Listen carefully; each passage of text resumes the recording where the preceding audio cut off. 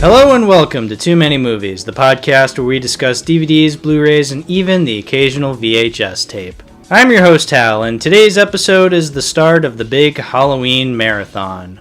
So, since Halloween as a franchise is hopefully coming to an end this year with the aptly titled Halloween Ends, I thought it would be a good idea to finally watch through all these movies. And seeing as this is a podcast where we talk about the movies in my collection, I went out and bought every single Halloween movie on DVD and Blu-ray. And, that went about as well as it could, I guess, even though I'm halfway through. No, in all seriousness, it's actually going a lot better than I was expecting. But, again, we're only halfway through with these movies. So today's episode's only going to be Halloween's 1 through 5, and I'll get to the rest of them when I get to those episodes. But today, let's just jump right in and review all the Halloween movies I've seen so far, starting with the original. So, the original Halloween. What is there to say about this? There's not a lot to say, and there is a lot to say, actually. It's an interesting movie. So, I'd say overall, I've always heard this is one of those special horror movies to a lot of people. Like, this is up there as like a horror classic. And the first time I watched it, I was like, so what? I was not impressed with what it was presenting to me. I felt like I had seen a lot of what this was trying to do, so I was just not impressed. I will say, upon this most recent watch through, I really liked it. I didn't love it. I will say I don't love this movie as much as other people do. Like, there are people out there who, love this movie. They absolutely adore it. They think it's like one of the greatest freaking movies ever made. And I'm not really there with them. I like it. I think it's a good movie. I think so far it's the best movie actually out of the whole franchise. But I do think I lean more towards I think it's a good movie, not so much a masterpiece or a classic. Now with that said, I do like a lot of what John Carpenter has done with this movie. You know, I love The Thing. That's easily my favorite John Carpenter movie, as I've said before. But this, I can see kind of being, I guess, maybe my second favorite. I don't know. I'd have to really watch through all his stuff to come to that conclusion. But I guess so far this would probably be my second favorite. I think I have They Live rated higher than this, but I think that would change because it's been years since I've seen They Live. So it's obvious that this movie is kind of one of the original slashers. Like, just watching it, when you watch it looking back, it's so obvious because it doesn't do a whole lot to really stand out. And that's because what it was doing back in the day was already enough for it to stand out. Like, slashers were not that huge back in the day. So this was kind of a big turning point for the horror genre because this kind of started the slasher genre that we know what it is today. You know, without Halloween, we wouldn't have Scream. We wouldn't have the Slumber Party Massacre. We wouldn't have Friday the 13th or Nightmare on Elm Street. Like, all of these movies are because of this movie. Now, there were slasher-esque movies before it, like the Texas Chainsaw Massacre came out before Halloween, and Psycho predates it by a good 20 or so years.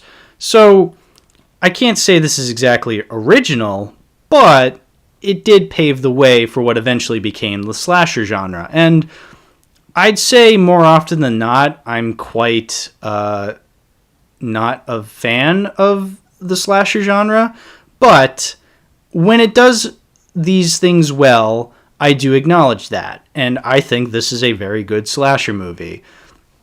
It is a very good, just simple story about this killer gone loose and preying on victims to murder them. It's a very simple story. Michael Myers, at the age of a child, kills his sister because she had sex, or she didn't, or I don't know. He just kills his sister because he sees her with a guy, and then years go by, and he escapes from the mental institution that he was being kept at, and he goes on a killing spree, killing 3 or 4 people, but in very gruesome ways, by just either stabbing or choking them. But this movie is known for its tense build-up. So obviously, there's not a ton of killing. It's not like a bloodbath. A lot of this movie is just Michael Myers just kind of stalking characters in the background. And I'm sure back in the day it was a lot more impressive. Nowadays, there are things I do like about that, but it does seem a little slow at times. So I will say this. The score is immaculate. It's very, very good. I love the Halloween theme, but also not just the theme song, just like the score itself, how it's like ambient and just this low. At times it's very ear-piercing just because I guess the technology with the sound editing and mixing wasn't that great back in the day. But even still, that does add to the very tense nature of the story. Because you just like... It's very creepy. It's very ambient. I love the way the music kind of enhances a lot of this stuff. And John Carpenter did the music, so he's really freaking awesome as a composer. I'm a little iffy on the direction. I mean, there's certain aspects of the directing I love, but for all his flaws as a director, I mean, he's a great composer, I gotta say, which is impressive. But yeah, speaking of the directing, like, and that kind of goes into like the cinematography, like I love the shots that are first person perspective in this movie. It's so seamless. It's so like the first shot of the movie is literally from Michael's perspective as a little kid. And yeah, it is a little obvious that it is just a guy with a camera, but I still like the extra mile of being a first person perspective. And you know, you get the mask kind of going over the camera shot, so then it's like you're looking through the mask that Michael's looking through. So it doesn't really make a whole lot of sense visually, but it's still a cool effect of seeing just through the eye holes of this mask, and you see like the knife being stabbed through. It's really cool, and I think I may be mistaken, but I'm pretty sure the first shot of the movie is just one continuous long take. And that's really cool. Like the all like the setup that had to go into setting that up and making it look like it's naturally him just walking up to the house and stabbing his sister. Like it looks great for what it is. And even just other camera shots just look really impressive just because of how simplistic it is. But the first person perspective is what makes this movie stand out, in my opinion. And it's very creepy and works to the movie's advantage for sure. There's this really, really creepy shot towards the beginning when like Loomis and his nurse are like driving up to the mental institution, and you just see all the mental patients walking around in the hardcore rain. It's like, oh shit, what happened? And it's like a really good way of showing just like how dangerous Michael is. Like we're not even really seeing what he did to escape, but he's just out of there. Like you're seeing the aftermath. And a lot of, I will talk more about the aftermath of a Michael attack in later movies, because they try to recreate that, but it's not as impressive as this movie. But I think I should start talking about the things I don't like, because I will say I think the things I do love the most about this movie has to do with it technically. Like I said, the music, the cinematography, stuff like that. Like all of that stuff is very, very good. When it comes to stuff like the acting, I'm not so much a fan of. So the acting is not great, even though it has known actors. Well, not then known, but eventually became known. So Donald Pleasance, was known, and then Jamie Lee Curtis wasn't as big as she is now. But, you know, these are people who I know can act really, really well. Like, I think Donald Pleasance is a great actor. I think Jamie Lee Curtis can be a great actor. But a lot of their scenes are kind of awkward. Now, obviously, those two are the best actors in the movie. Everybody else, not so much. It genuinely feels like it's their first day on set sometimes. I'm like, oh, I didn't like that line read, or oh, that sounded really awkward. One thing I noticed was, like, people are either talking very, very quickly, or they're talking very slowly and awkward. And a lot of it seems dubbed over, which is really funny because you think, oh, if we're dubbing it over, we're trying to make it sound better, but it doesn't sound better. So it's like, what did the original take sound like? And there's just a couple other things that kind of annoy me, like Dr. Loomis just so happens to come across the exact pickup truck that Michael had hijacked and stole the jumpsuit from.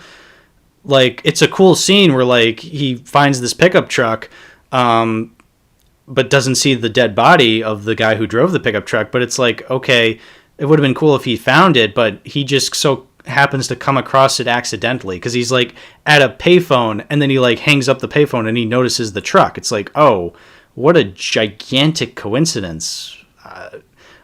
I don't know. It was just something that really kind of annoyed me when I saw it. Also, with that scene, there's like he's at the payphone. In the background, you see like a bunch of mountains, and this is supposed to be taking place in Illinois, and that's the Midwest where like everything's all flat and stuff like that. And then also, there's a bunch of scenes at a school where you see lockers that are outside of the school because obviously this movie was filmed in California where the weather is nicer more often throughout the year, so people can have their lockers outside.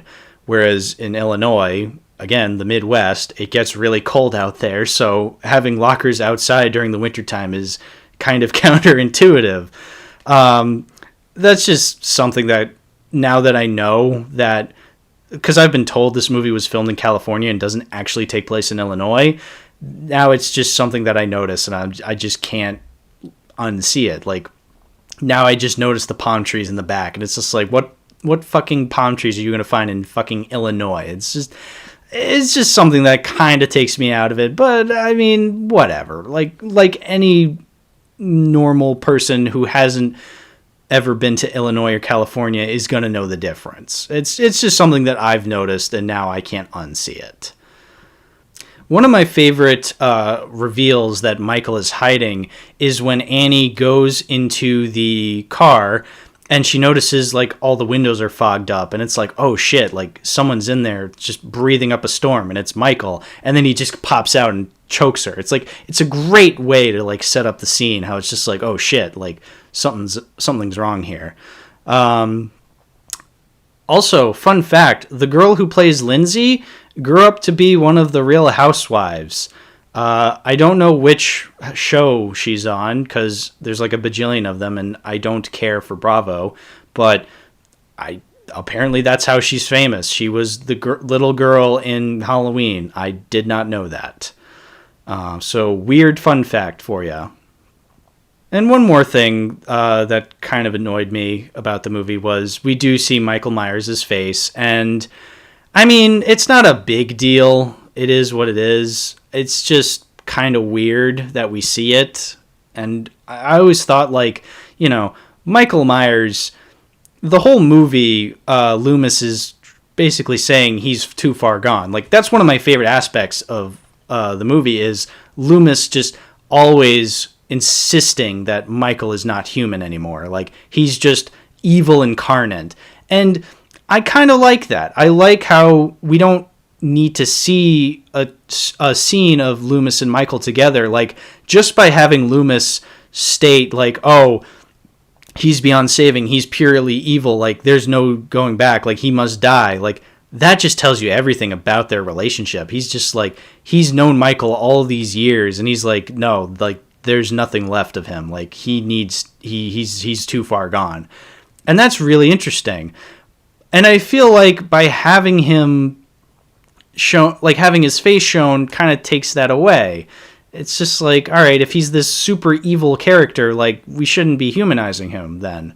But then we see his face for like a split second, and it's like, oh, well, I don't know. I feel like the point of Michael Myers is not the person underneath the mask, but the mask itself. Like, that's the character of Michael, is the mask. So, I mean, whatever. It's for a couple of seconds, then he puts it back on, and then he gets shot. It's like, whatever. Like I actually give a shit. So, great movie, I must say. It was a lot better the second time around. I do respect it a lot more. I would absolutely watch it again, hands down, but not on the DVD that I watched it. So, to talk about the DVD a little, it is the Anchor Bay DVD release from 2007, and it's the kind of DVD I can't stand. So it's flimsy. The box is flimsy. You get like the recycling logo carved out of the side of the box, so like it makes it a lot more flimsier. And I hate when DVD boxes do that. And also, this DVD has no subtitles, which is really, really, really annoying. Like, I know I speak English, so I don't really need English subtitles, but I like to have English subtitles so then I know what the characters are saying sometimes, because sometimes the audio mixing is not very good in a movie. So like I have to understand what the characters are saying if I actually read what they're saying. But this movie does not have subtitles, so it doesn't give me the option. Like, even if I just have the choice would be fine. Like, I don't always have to watch a movie with subtitles, but, like, just having the option is nice. But, nope, this DVD does not have any of that.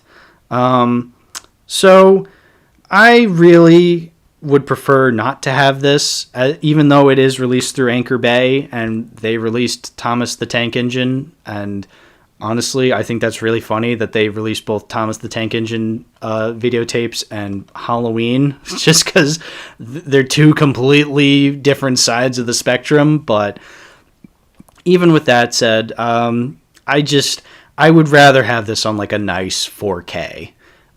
So Halloween, good movie, but I'm getting rid of this DVD and I will replace it with a much better Blu-ray at some other point. Okay, with that out of the way, let's move on to Halloween 2, Electric Boogaloo.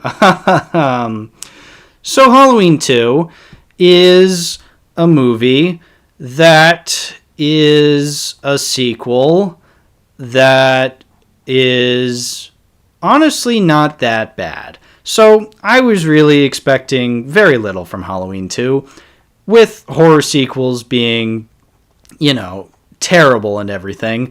I really just was not expecting this to be any good. And considering the fact that, like, Halloween 1 ends on such a satisfying way, like, we didn't need a sequel. Like, yeah, Halloween 1 ends with Michael getting away, so you think, oh, it's gonna continue into the sequel. But, like, I more so interpreted that as, like, saying Michael just will always get away. Like, we don't need to see him always escape because he's just purely evil. I like it just kind of implying that, like, oh, he just got away and he can't be stopped. Like, we've released this evil into the world and he will never go away. Like, we don't need to see all that. It's kind of like how people wanted a sequel to The Incredibles because the first movie ended with the Underminer stuff. It's like, well, no, it's the Underminer was not to set up a sequel. It's more so to insinuate that, oh, this family is going to continue fighting crime and they'll just fight whoever they'll fight next. And it's this weird Underminer character, but we don't need to see that. But people wanted a sequel, so we got a sequel, and guess what? It was not as good as the original. In fact, it was quite boring, but whatever, that's a movie for another time. Let's talk about a different sequel, Halloween 2. But I will say, even though my expectations were below sea level, Halloween 2 was actually not terrible. Now, was it good? Probably not. But it does have things I like about it. I still like the music. It's still John Carpenter music. He didn't direct this movie, but it's still his music, so it's really good. I like the opening intro where you have like the jack-o'-lantern kind of opening up to reveal a skull. That's a really cool effect. There's this really cool shot where Dr. Loomis thinks he sees Michael Myers walking through the street and tries to shoot him. But then the guy who he thinks is Michael gets hit by a cop car. That cop car rams this random teenager into a parked van, and thus the whole thing just explodes into a giant fireball. It's really funny. It's a really funny scene, and honestly, it's beyond words. Like, it's just so baffling to watch, and it's obvious that was probably the most expensive shot in the movie, but still, it's a very cool shot to be proud of. So much so, the DVD that I own of this has it right smack dab in the middle of the box art. But I'll talk about this DVD in a bit. But to talk about the movie itself, it's pretty much just the first movie where you have Michael just stalking Laurie and killing all these people in this hospital, which, by the way, worst hospital staff ever. Just the biggest morons I've ever seen working at a hospital. It's insane how stupid these people are, but whatever. They're all just there so then they can die. But speaking of dying, the deaths in that movie are really good, actually. I like the deaths in Halloween 2 more so than the first movie, honestly. Because, I mean, the first movie has better stuff in it, but the kills are admittedly kind of simple. Like, you get just the characters are either stabbed or they're choked, and which, I mean, that's kind of the point. Like, it's whatever Michael has on him, like a butcher knife or rope to choke somebody with. But here, it's a little more varied. There's a character who is drowned in a scalding hot tub, and she dies by drowning, but also getting her face burned off, even though Michael is putting his bare hands in that and said hot tub, and his hands are fine. They don't seem to burn off, but whatever, minor nitpick. There's this nurse who gets all her blood drained out of her, and this idiot, what was his name, Jimmy, like, tries to run away from it, but like slips on the blood, and then he like walks away, but then dies anyway. That was very strange. I mean, I didn't like Jimmy, but like, I don't know, it was just his death scene was very confusing, but whatever, it was pretty funny. The fact that he just slipped on blood. Oh god, so silly. There's also this really cool scene where like this doctor is revealed to be like dead because like he has like a shot stabbed through his eye, and then that leads to the eventual reveal of Michael Myers' mask coming out of the dark. And then the woman who sees him gets her own eye stabbed by like a shot. And it's a really cool sequence of events. It's like, oh, this is awesome. I love this. So overall, it's not a terrible movie. It's got some neat stuff to it. It's just not as good as the original. Like, that's basically it. But, like I said, the van explosion, the cool kills, it has enough to it that it's not terrible.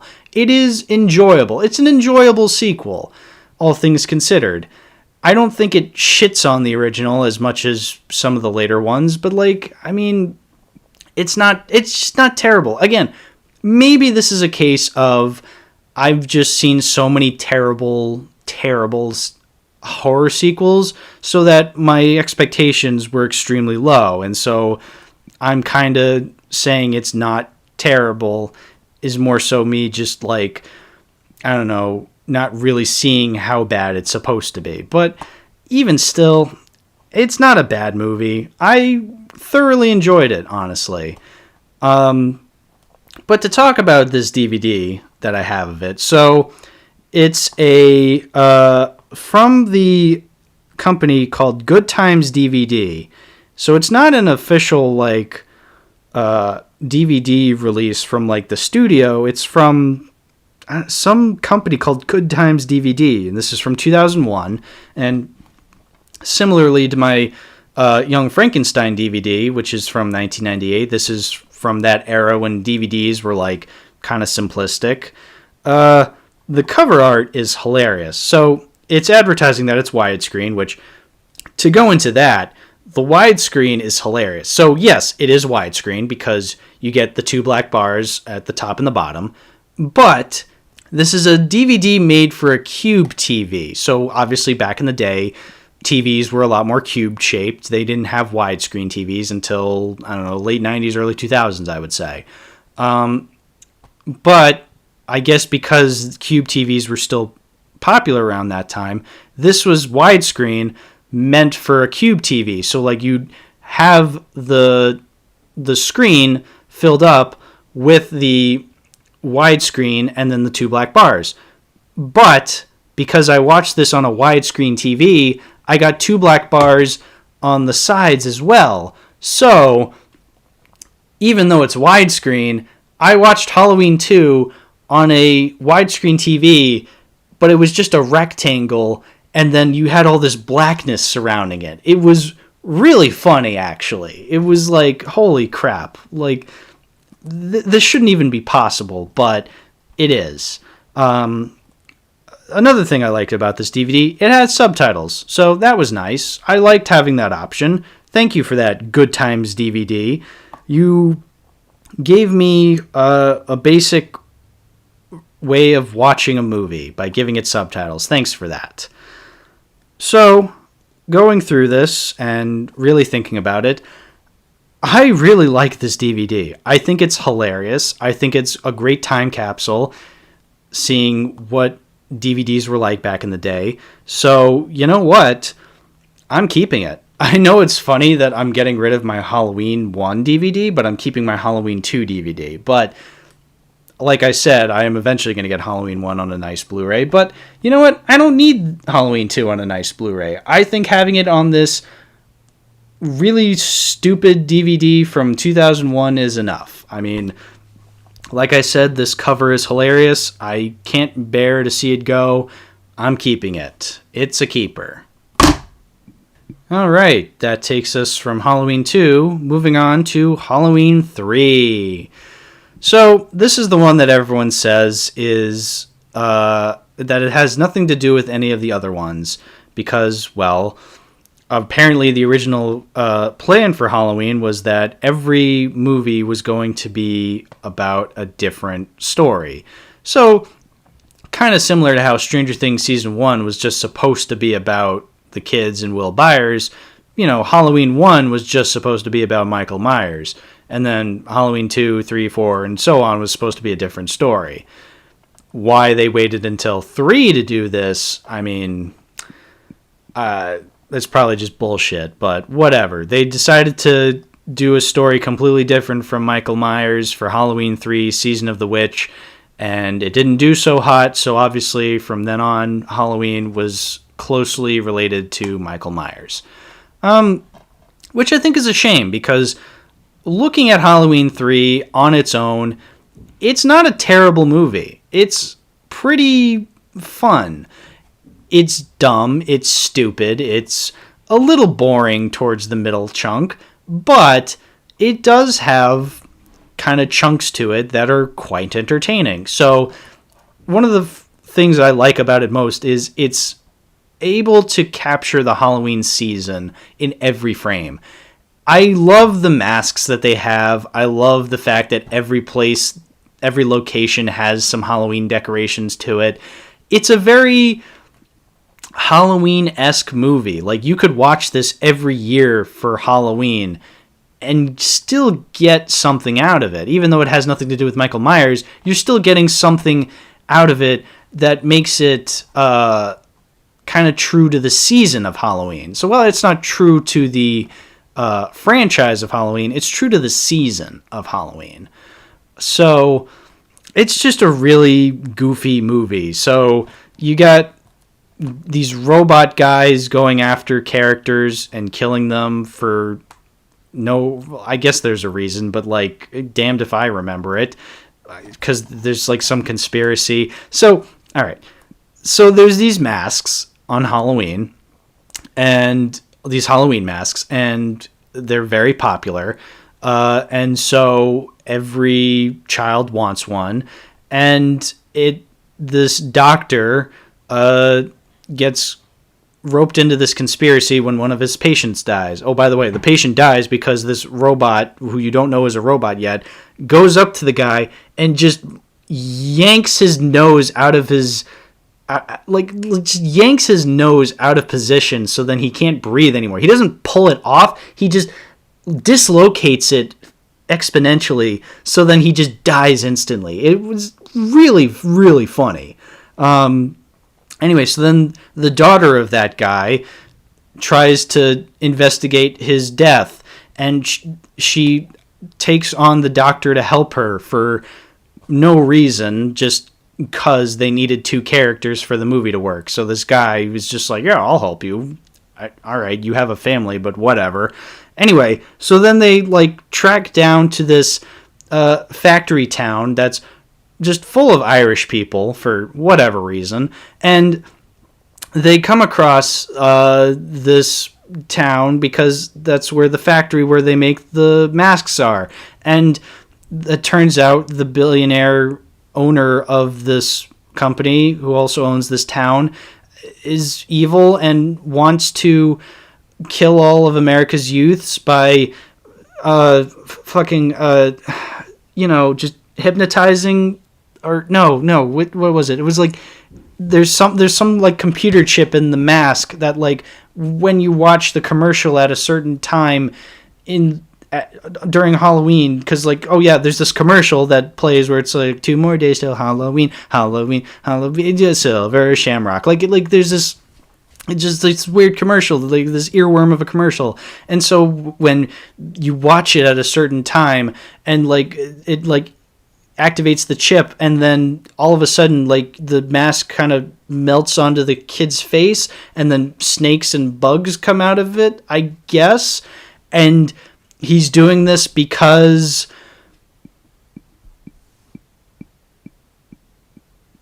I don't know.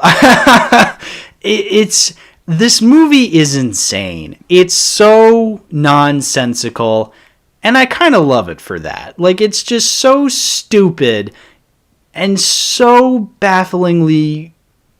It just does not make any sense. Like, I don't get what even happened throughout most of this movie. The villain just disappears. Like, literally. So, the main character drops a bunch of the computer chips around the computers, and then it causes some sort of weird explosion, and then the Stonehenge thing that they stole, they stole a piece of Stonehenge, which is never brought up again, but whatever. It, like, shoots out a beam into the main villain, and then he just disappears. That's literally what happened. Like, I'm trying to even remember. I'm trying to make sense of it. I swear to God, I'm trying to make sense of it. I don't think the movie understands what happens. It's just so strange. I can't even describe it. I can't even describe this movie. It's just so baffling. But I kind of love it, and just how stupid it is. Even, like, there's a scene where the main character's at a bar and he's watching TV, and a trailer for the first Halloween movie comes on. It's like, oh, I guess that's the connection between the two. It's kind of like how in Silent Night, Deadly Night Part 4, they turned on the TV and Silent Night, Deadly Night Part 3 was playing, I guess. Weird. But yeah, I mean, that's just what this movie is. It's just a dumb, stupid movie that has nothing to do with the original. That's just, like, could you imagine anybody watching this if it didn't have the title of Halloween attached to it? No. And I think that's why, because you watch it and you're like, what the fuck am I even watching? But you know what?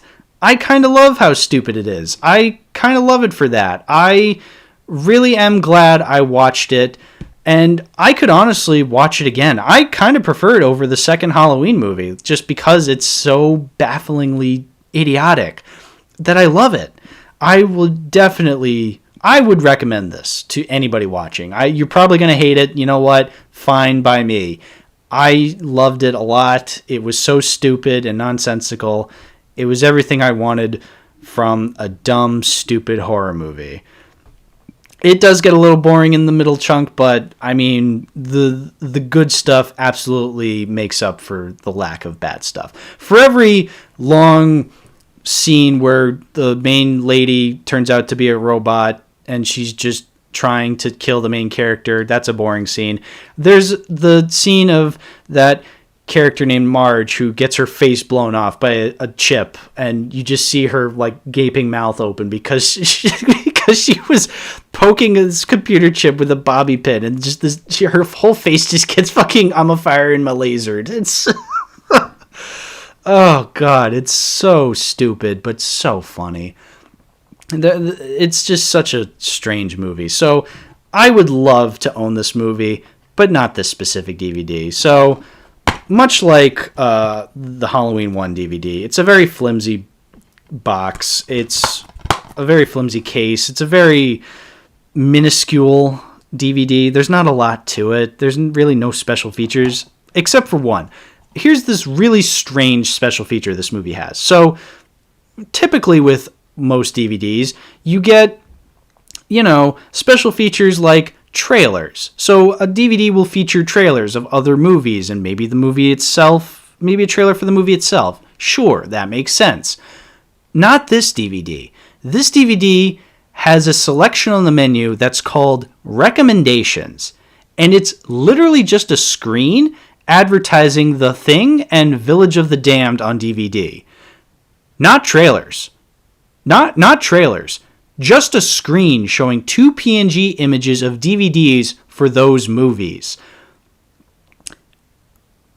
I don't know. I've never seen that in any other DVD except this one. It's so strange to me. Like, at least show trailers for The Thing or Village of the Damned. It's like, and why those two movies? Like, I guess because John Carpenter, but like, John Carpenter didn't direct this movie. I don't even think he wrote it. I think he literally just produced it and provided the music. But like, he didn't do anything that important to the movie, I guess. It's like so strange to me. I guess because his name's just forever forever attached to Halloween as a franchise. I guess that's why. But what a strange menu selection, I must say. But yeah, even as strange as it is, I would rather have Halloween 3 on like a nice Blu-ray. So I am not keeping this DVD, but I will eventually keep the movie when I eventually get it on a nice Blu-ray. Alright, that's Halloween 3 out of the way. Now on to Halloween 4, The Return of Michael Myers. Oh, they're not hiding it after all. So, Halloween 4 was made 10 years after the original Halloween, so in 1988. And boy, oh boy, they just really couldn't help themselves bringing back Michael Myers, could they? So, Halloween 2 ends with Michael Myers and Sam Loomis exploding in a hospital, but, to show that, they have Michael Myers wrapped up in bandages. Apparently for 10 years, he just has bandages covered on his face. Okay. And Sam Loomis, Donald Pleasance's character, Dr. Loomis, just has a slight scar on his face. I mean, it's more than the scar Dr. Brenner had in Stranger Things 4, but like, still, really? That's all you got after blowing up a fucking hospital? Like, it's whatever. Minor shit. Like, there's so much more to this movie that sucks. So Halloween 4, Michael Myers is back. And he is being transferred from one hospital to another. And he just happens to wake up and decides to go on another killing spree. Fast forward to Haddonfield, Illinois, where Jamie Lloyd, the daughter of Laurie, is staying with her foster parents. Yeah, apparently Laurie Strode died. Off screen, it's never brought up why, it's never brought up how. She's just not there. I'm guessing because Jamie Lee Curtis did not want to return for this movie, in which case, okay, then don't make it about anybody related to her. I don't know, just have Michael Myers kill whoever. Like, why does he have to return to Haddonfield? Why does he have to return to kill his niece? It's just... It's literally adding on shit that does not need to be there. But whatever, it's there. It is what it is. So just it's the story we're given. Why not? So Jamie, the daughter, who's like 10 years old, not a terrible actress. I actually quite liked Danielle Harris as Jamie in this movie, and I'll get to it in Halloween 5. She's not a great actress, but for a child, she's actually trying really hard. And I actually commend her for trying a lot of what she's given. She's honestly not terrible. I actually really liked her in the movies. Like, she's acting her heart out. It's really impressive. Like, I've never seen a child actor, or I've rarely seen a child actor really put in their all. Like, when she looks scared, she genuinely looks like she's terrified, which cannot be said for a lot of other child actors I've seen in terrible horror movies. But good for her. She really gives it her all.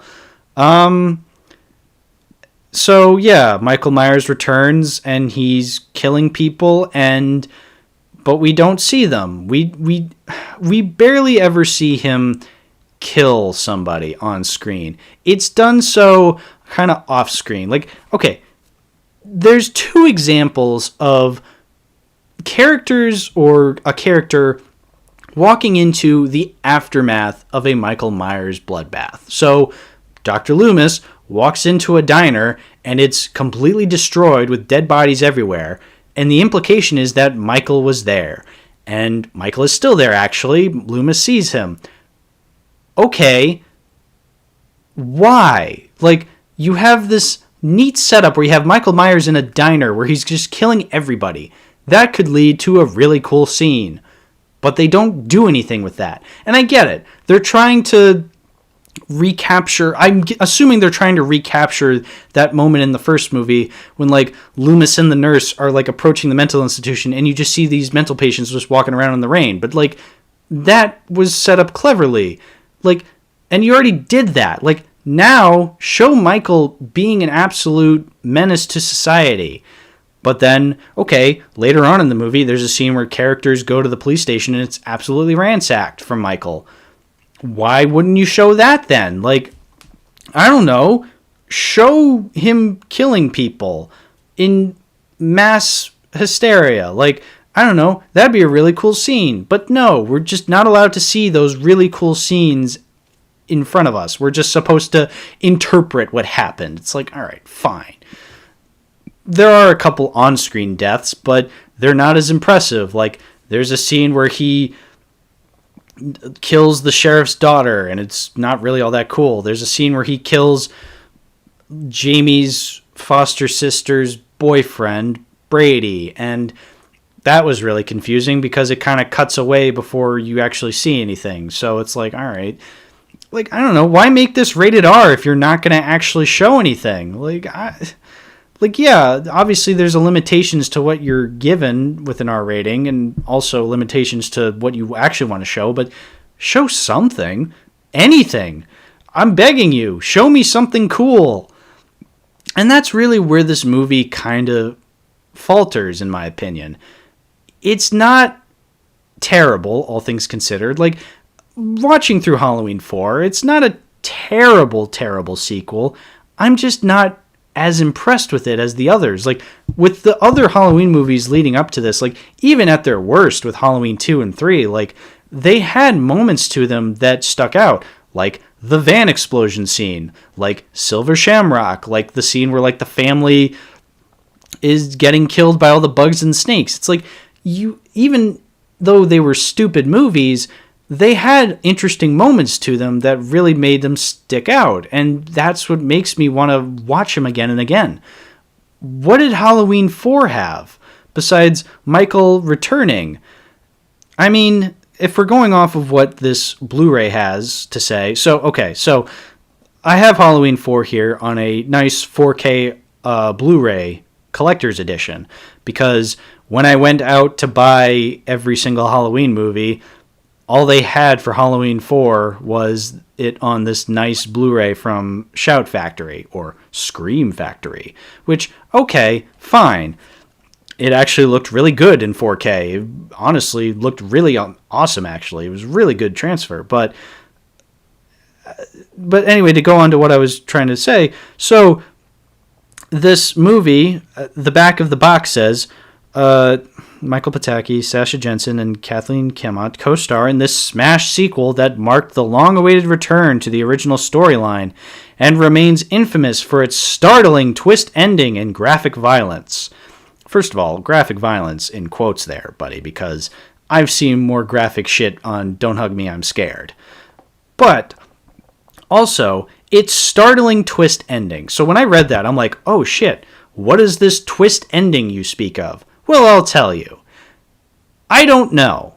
So the ending is Jamie goes up to her mother, her stepmother, and stabs her, and it plays out like the beginning of the first Halloween movie, where like Michael's at the top of the stairs and he has the knife that's all bloodied and he's wearing the mask. It's the same thing with Jamie. She's like wearing the mask and she has like a bloodied knife, and Dr. Loomis tries to shoot her, which is really funny.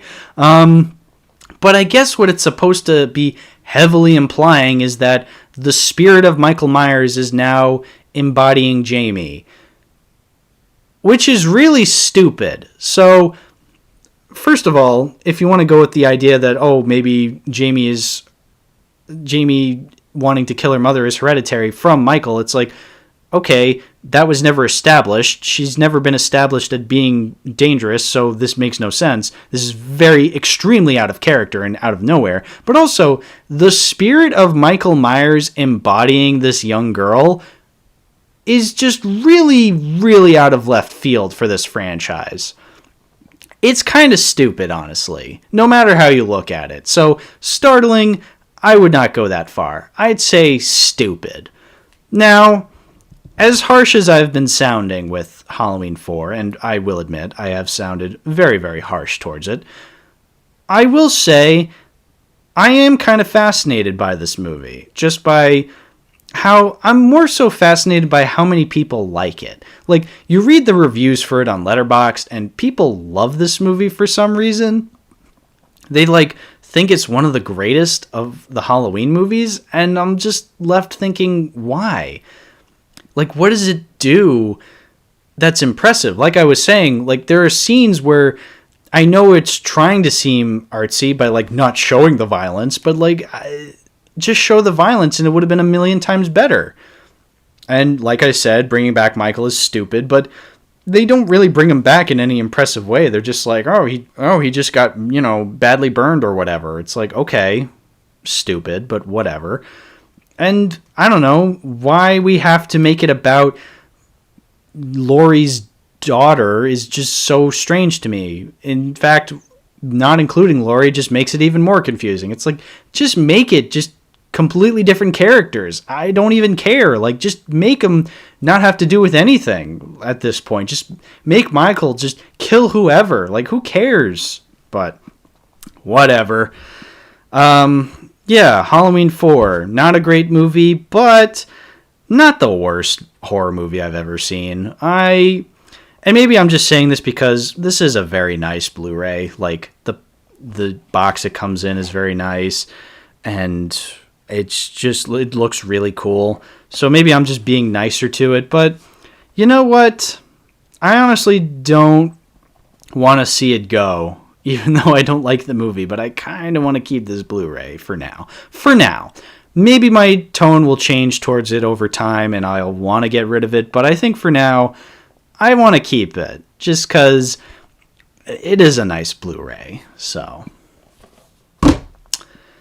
And finally, to wrap up this episode, we're going to end off on Halloween 5, The Revenge of Michael Myers. which is also on a 4K collector's edition, which, again, this was the only version I could find at the shop I was shopping at. And honestly, I kind of love this movie. So, let me just say, maybe the reason I'm okay with keeping Halloween 4 is because without Halloween 4, we wouldn't have Halloween 5, and Halloween 5 is wonky, man. It is strange. It is a mind-boggling movie. It is so stupid. So, here's one of the reasons I could already tell. The cinematography is already more wackier and infinitely more fun than the last movie. So the last movie was trying to be more standard horror, whereas this movie is trying to be Evil Dead-esque, where like the camera just moves in really weird ways, and you get a lot of really weird angles, and it's really funny.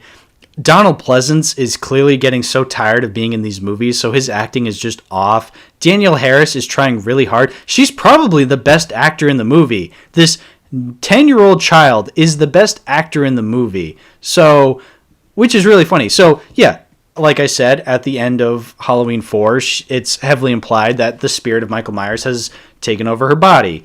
Well, in this movie, Michael Myers returns anyway. So the way they explain the ending is that, oh, he has a psychic connection with her, and so then he made her kill her mother, so she didn't actually do it on her own volition. It's like, oh, that's stupid. Also, Michael Myers has been being nursed back to health by this random southerner who lives in the backwoods, and immediately when Michael is feeling better, which is a year exactly on Halloween, the year after the last Halloween, he just gets up and stabs the guy like it's nothing. It's like, oh, you just spent a year with this guy and you're just going to kill him like that? It's like, all right, whatever. The camera work and editing is so stupid in this movie. It's so tonally inconsistent. So, actually, not even that. It's unfinished, it feels like. It genuinely feels like there are shots missing from certain edits. It's hard to explain without actually watching through the movie. Like, you just have to watch it. Like, it really feels like certain shots are just cut so that they're shorter than they need to be. Like, it genuinely feels like things are missing in certain scenes. And that just kind of adds to how funny it is. It's so strange. It's like an alien made this movie. I'm like just watching it, and I'm like shaking my head in like bafflement. I'm just like, what is going on here? What am I watching? There's this scene that is so out of place where like these two bumbling cops walk up to one of the characters to talk to them, and they play this really playful music. The subtitles even say playful music playing. It's like, what? I thought this was a Halloween movie. Like, this is something you'd see at most in an Evil Dead movie, but even then I think Evil Dead is more serious than that. It's like, why are you playing this Looney Tunes fucking music right now?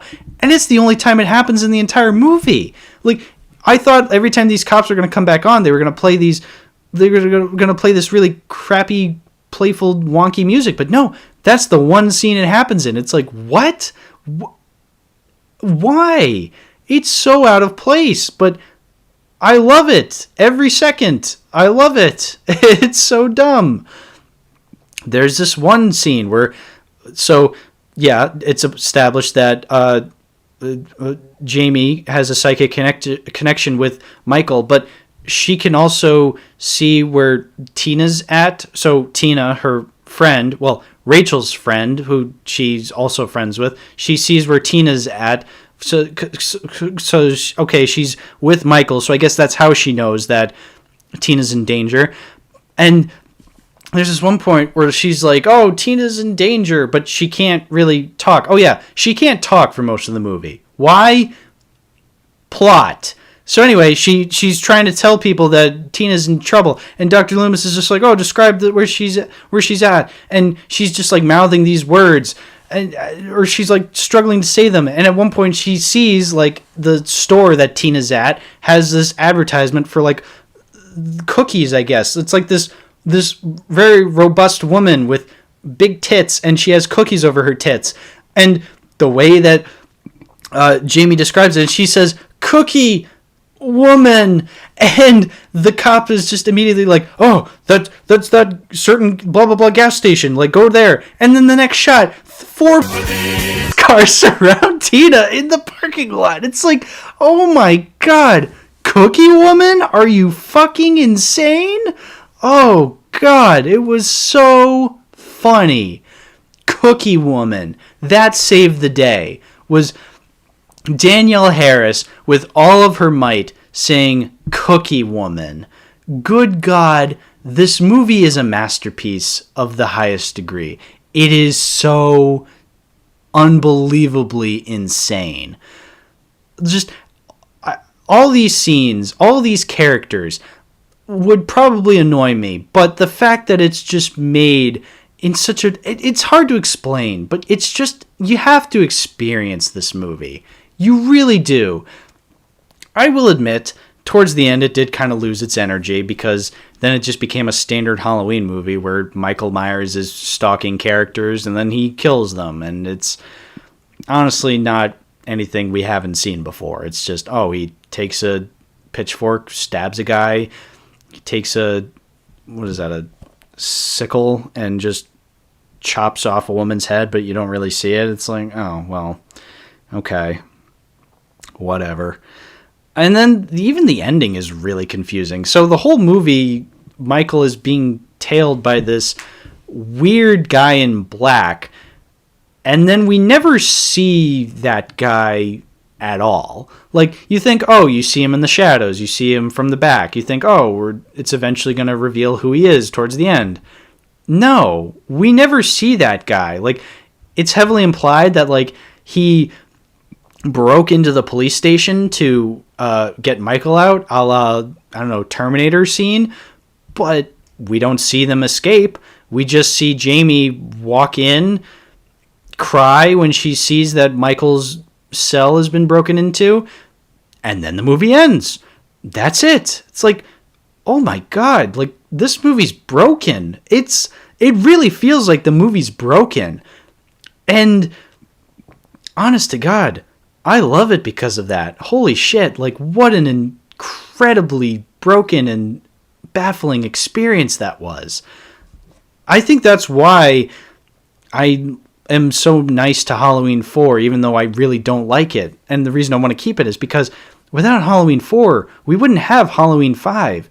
And I really feel like I can't watch Halloween 5 without Halloween 4.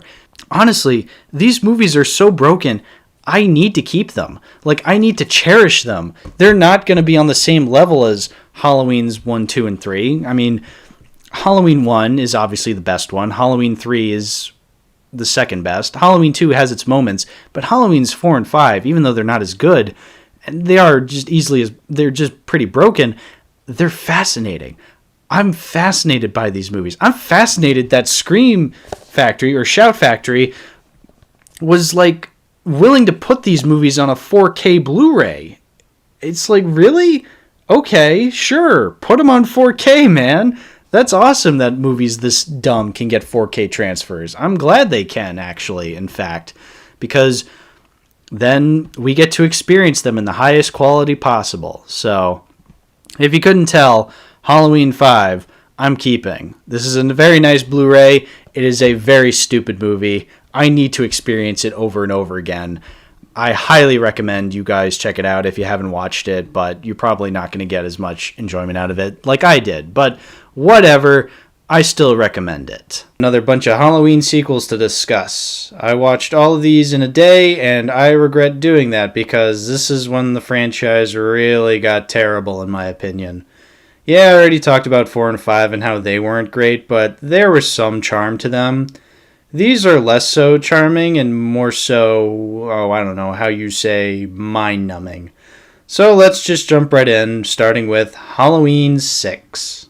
So the way I watched Halloween 6 was on a DVD 3-film set called The Halloween Collection. And I'm going to be talking about the next 3 movies that are on this collection because even though it's called The Halloween Collection, there's only 3 Halloween movies on here. And it's not even the original Halloween movies. It's literally these later sequels. It's a very strange DVD. Let me talk about this for just a couple minutes. So it's distributed by Echo Bridge Home Entertainment, and their tagline is the entertainment alternative for what the world wants to see, which is very high and mighty of them. Okay. I think the reason these movies are on here, so it's Halloween, The Curse of Michael Myers, which is Halloween 6, Halloween H2O, and then Halloween Resurrection. And I think the reason these are the only ones on this disc is because Miramax distributed them and produced them. So I guess that makes sense. But it is pretty scummy to be like, oh, this is the Halloween collection. And then, all right, I guess on the side it says Miramax Classics, which classics, let me put that in quotation marks. These are the later Halloween movies. They're not really classics. In any case, so the other thing, too, I want to say is the order that these movies are in. So the earliest one would be Halloween, The Curse of Michael Myers, which came out in 1995. Then Halloween H2O in 1998, and then Halloween Resurrection in 2002. But that's not the order that they're in. So on the back, it goes Halloween H2O, then Halloween Resurrection, and then Halloween The Curse of Michael Myers. And also, Halloween H2O and Halloween Resurrection are on the same side of the disc, whereas the other side is for Halloween The Curse of Michael Myers. It's just so damn near confusing. Like, I had to watch these out of order in order for them to truly make sense. But whatever. It's just such a weird DVD collection. So, whatever. It's weird. On to the actual movies themselves. Let's talk about those. So, Halloween 6, or as it likes to be called, Halloween The Curse of Michael Myers, because God forbid you put the number 6 in the title, because then that tells people, oh, they're on number 6. It's like, no, this is Halloween The Curse of Michael Myers. It's like, yeah, it's Halloween 6. Nice try. It sucks. I really don't like Halloween 6. So, let me start by saying I did not watch the producer's cut. I watched the original theatrical cut, which is apparently the worst cut. Apparently people say the producer's cut is much better. I'm sorry, I didn't watch the producer's cut. It's going to be a long while before I watch the producer's cut.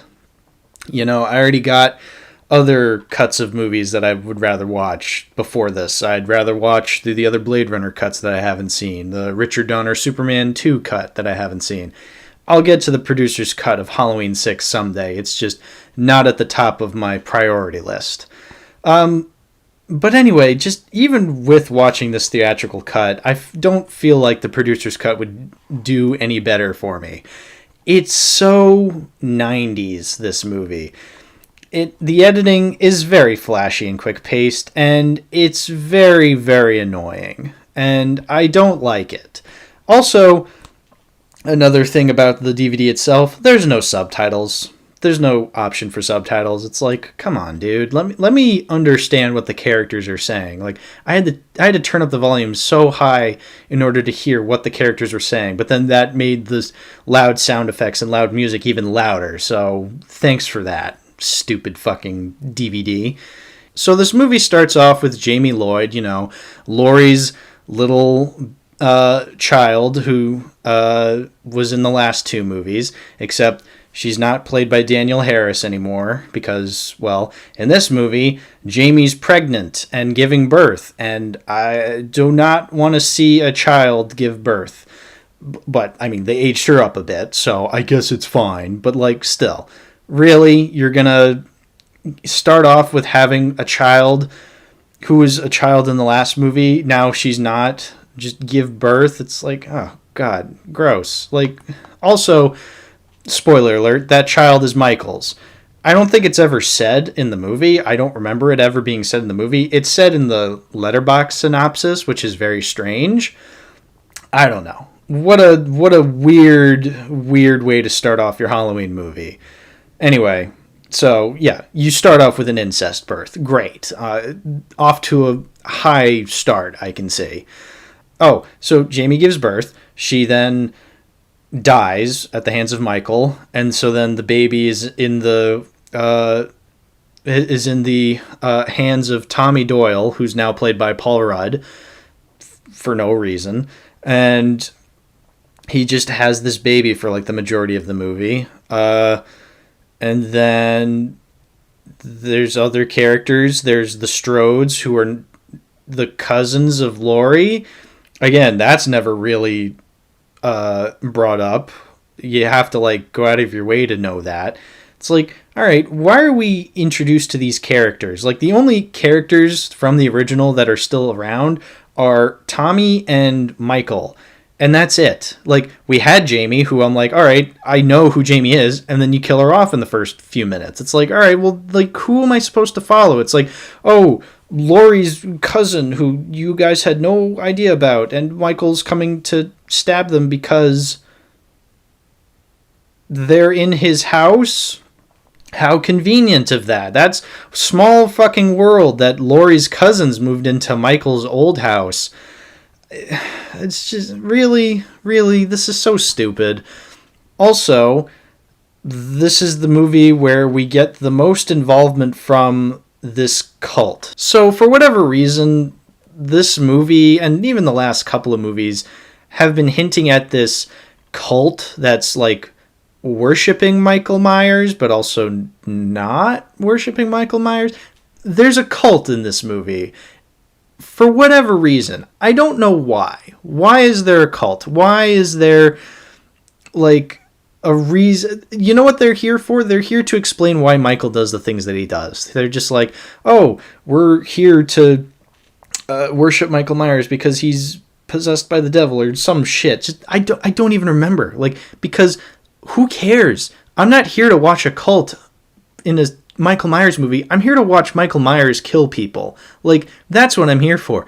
You know what one of the best parts of this movie was? When Michael Myers kills the dickhead father in the basement and the guy's head explodes. It's like, that was a cool scene, because guess what? It was Michael Myers brutally murdering someone. Like, that's what I want more of. Not this cult talk, not this cult backstory, this lore to add depth to this franchise. It's like, I don't care. I don't care about these other characters in a movie where I'm just supposed to watch Michael Myers kill people. Like, that's all it needs to be. Why do we have to include family members of Laurie that we've never known before? Like, who cares?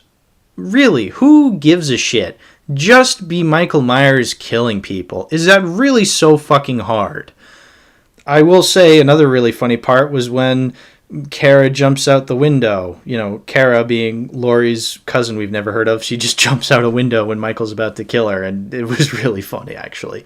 Of course she survives, you know, naturally. She's one of the main characters, even though she jumps out a 3-story window. It's like, oh, she's hurt, but she survived. It's like, God damn it. Anyway, then during the climax, it's Paul Rudd and Laurie's cousin walking around this hospital that's run by this cult that worships Michael, but then they're also not worshiping Michael because then Michael comes and kills them, and they're shocked by that. I guess maybe because they were going to sacrifice his incest baby, but then it's like, okay, why were you doing that? And how does Michael know this? Why were you guys at the beginning then with Michael? Why is Michael killing you? Why anything? Why does anything happen in this movie? Why is it when Michael tries to kill all these doctors in this lab, it's done in the lamest way possible? Like, you finally have an opportunity to have Michael slaughter a room full of people. Yeah, remember back when I was complaining about that in Halloween 4, how, like, there were 2 scenes of people watching the aftermath of a Michael slaughter? It's like, here, we actually see him, like, killing these people, but we don't. Not really, because it's filmed in just the worst way possible. Like, flashy lights, shaky cam, quick cuts. It's just like, all right, even Texas Chainsaw Massacre 2022 understood not to do that. Like, the bus scene where Leatherface just annihilates a whole bunch of people on a bus, that was filmed more properly than this. It's like, how did that movie not fuck up as hard as this movie did. That's insane to me.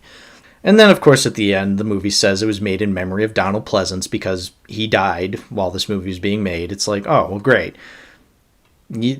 Great, in memory of Donald Pleasance. I'm sure he would appreciate having Halloween fucking 6 made in his honor. It's like, how sad, man. The last movie you were a part of is Halloween fucking 6. What a unnecessary movie. What an unnecessary way of fleshing out Michael Myers and the Michael Myers mythos. It's just, why is this cult here? Just adding on much more confusing bullshit that doesn't need to be there. I don't want to see Michael Myers explained. I don't need him to be explained. I don't need any of that. I just want him to be this psychopathic killer. Don't explain it. Don't explain it away. I don't need it. All right? It's like how, they tried to explain why Cruella is the way that she is and why Maleficent is the way that she is. It's like, don't explain why villains are the way that they are. I don't necessarily care, especially with someone like Michael Myers. It's like, don't. Okay? Don't. I don't need it. I genuinely do not need it. But aside from that, the editing, the cinematography, all of that is garbage and really unintelligible. It's just so bad. Some certain scenes gave me a chuckle, like I said, when the dad's head explodes and when Kara jumps out a window, but they're not on the same level as Halloween 5. Halloween 5 is a comedic masterpiece. This was just disappointing from both an ironic and unironic perspective. So, Halloween 6, terrible, terrible movie. Okay, but we still have 2 more movies to talk about on this DVD. One of them being Halloween H2O 20 Years Later. Alright, so first off, terrible, terrible title. So it's Halloween H2O 20 Years Later. Now, they think they're really clever by calling it H2O because it's Halloween 20 years later. It's like, okay, sure. Make it about water then. Have water play a part in the movie. It doesn't. They're not near a body of water. They don't talk about a body of water. There's no water-related deaths. Like, I know you could do water-related deaths. Remember in Halloween 2 when Michael Myers drowned a woman in a scalding hot tub? It's like, yeah, I know you can do water-related deaths. Also, when the dad's head exploded in Halloween 6, like, that was because the basement was flooded. Literally no water deaths in this entire movie. You even had a bathroom scene. There was no killing done in that bathroom. No water-related deaths in this movie that's called H2O. Oh, God. Anyway, to complement the movie, it does start off with Joseph Gordon-Levitt getting his head caved in by an ice skate. That was very cool, and I would have done that too after watching Pinocchio 2022 with him as Jiminy Cricket. It also starts off with the narration over the credits, over the opening credits, being from Dr. Sam Loomis talking about Michael. But it's not Donald Pleasance. It's actually famous voice actor Tom Kane doing an impression, and it's honestly really spot on. Like, if I hadn't known that Tom Kane did the voiceover, because I looked in the Letterboxd cast list and it credits him as Dr. Sam Loomis' voice. It's like, oh wow, like, yeah, cool, this guy does voices for Clone Wars and he does a really spot on impression of Donald Pleasance from these movies. It's like, had I not known that, I would have just assumed it was just previously recorded stuff from Donald Pleasance. But no, it's some other guy, and he really does a really good job at it. It's really cool. Anyway, back to shitting on this movie. Still no subtitles, by the way. Yeah, no subtitles on this movie either, which is still annoying. So this is the first Halloween movie since the second one to have Jamie Lee Curtis as Laurie. And if you remember, back in Halloween 4, they heavily implied that she had died in a car accident. Well, in this movie, she's actually under the witness protection program because she didn't want Michael coming after her. Which is really strange because it's like, okay, at the end of Halloween 2, it's heavily implied that Michael's dead. Like, we don't know that Michael's alive until the very beginning of Halloween 4. And according to the movie's logic, Laurie was killed before then. So I don't understand. Why did she go into witness protection program when she knows that Michael is dead? Is this saying that Halloween's 2, 4, 5, and 6 are not canon? I don't know. Like, it's never really explained very well. Are we just supposed to assume that Halloween 1 is the only canon movie to this? In which case, okay, I really don't like when movies do that, where they're just like, oh, the previous movies don't count. Like, it's only the first one counts. It's like, well, great. Like, what was the point of the last 20 years then of sequels? Like, if you're going to make a movie again, work with what you got. Don't be lazy and be like, oh, those don't count. Those aren't canon. It's like, well, then you're just a bunch of lazy pieces of shit. Whatever. Fine. H2O, Halloween 1 and H2O are the only canon ones, apparently. In which case, H2O still sucks. It's so bad. Okay. Is it as bad as Halloween 6? No. But it does this thing that really annoys me. So, H2O is the first Halloween movie to come out post-Scream. And it's very obvious that it is because there's so many fake-out jump scares, and it is infuriating. I really don't like fake-out jump scares. It annoys the hell out of me. I don't like jump scares to begin with because they're a lazy way of filmmaking, but something that pisses me off more is when it's a fake out jump scare where it's just like, oh, it's not the killer. Oh, it's not anything. It's like, well, then what was the actual point of that? First of all, jump scares are unnecessary to begin with. Fake out jump scares are even more unnecessary. I can't stand them. And guess what? This movie has them every 5 seconds. I am not kidding. They are so constant. I can't stand it. It is so annoying to watch. It's like the movie is so self-conscious about itself that it has to just spook you every 10 seconds it gets a chance. It's annoying. So many jump scare stingers. It actually makes the soundtrack much more intolerable because you just have these musical stings like duh, duh, duh, every 5 seconds. It's like, stop it. Just stop it. I can't stand it. And guess what? Even if there wasn't so many jump scare stingers in this movie, the movie still sucks. The acting, it's so bad. Like, Jamie Lee Curtis is a good actress, but she really just does not want to be there.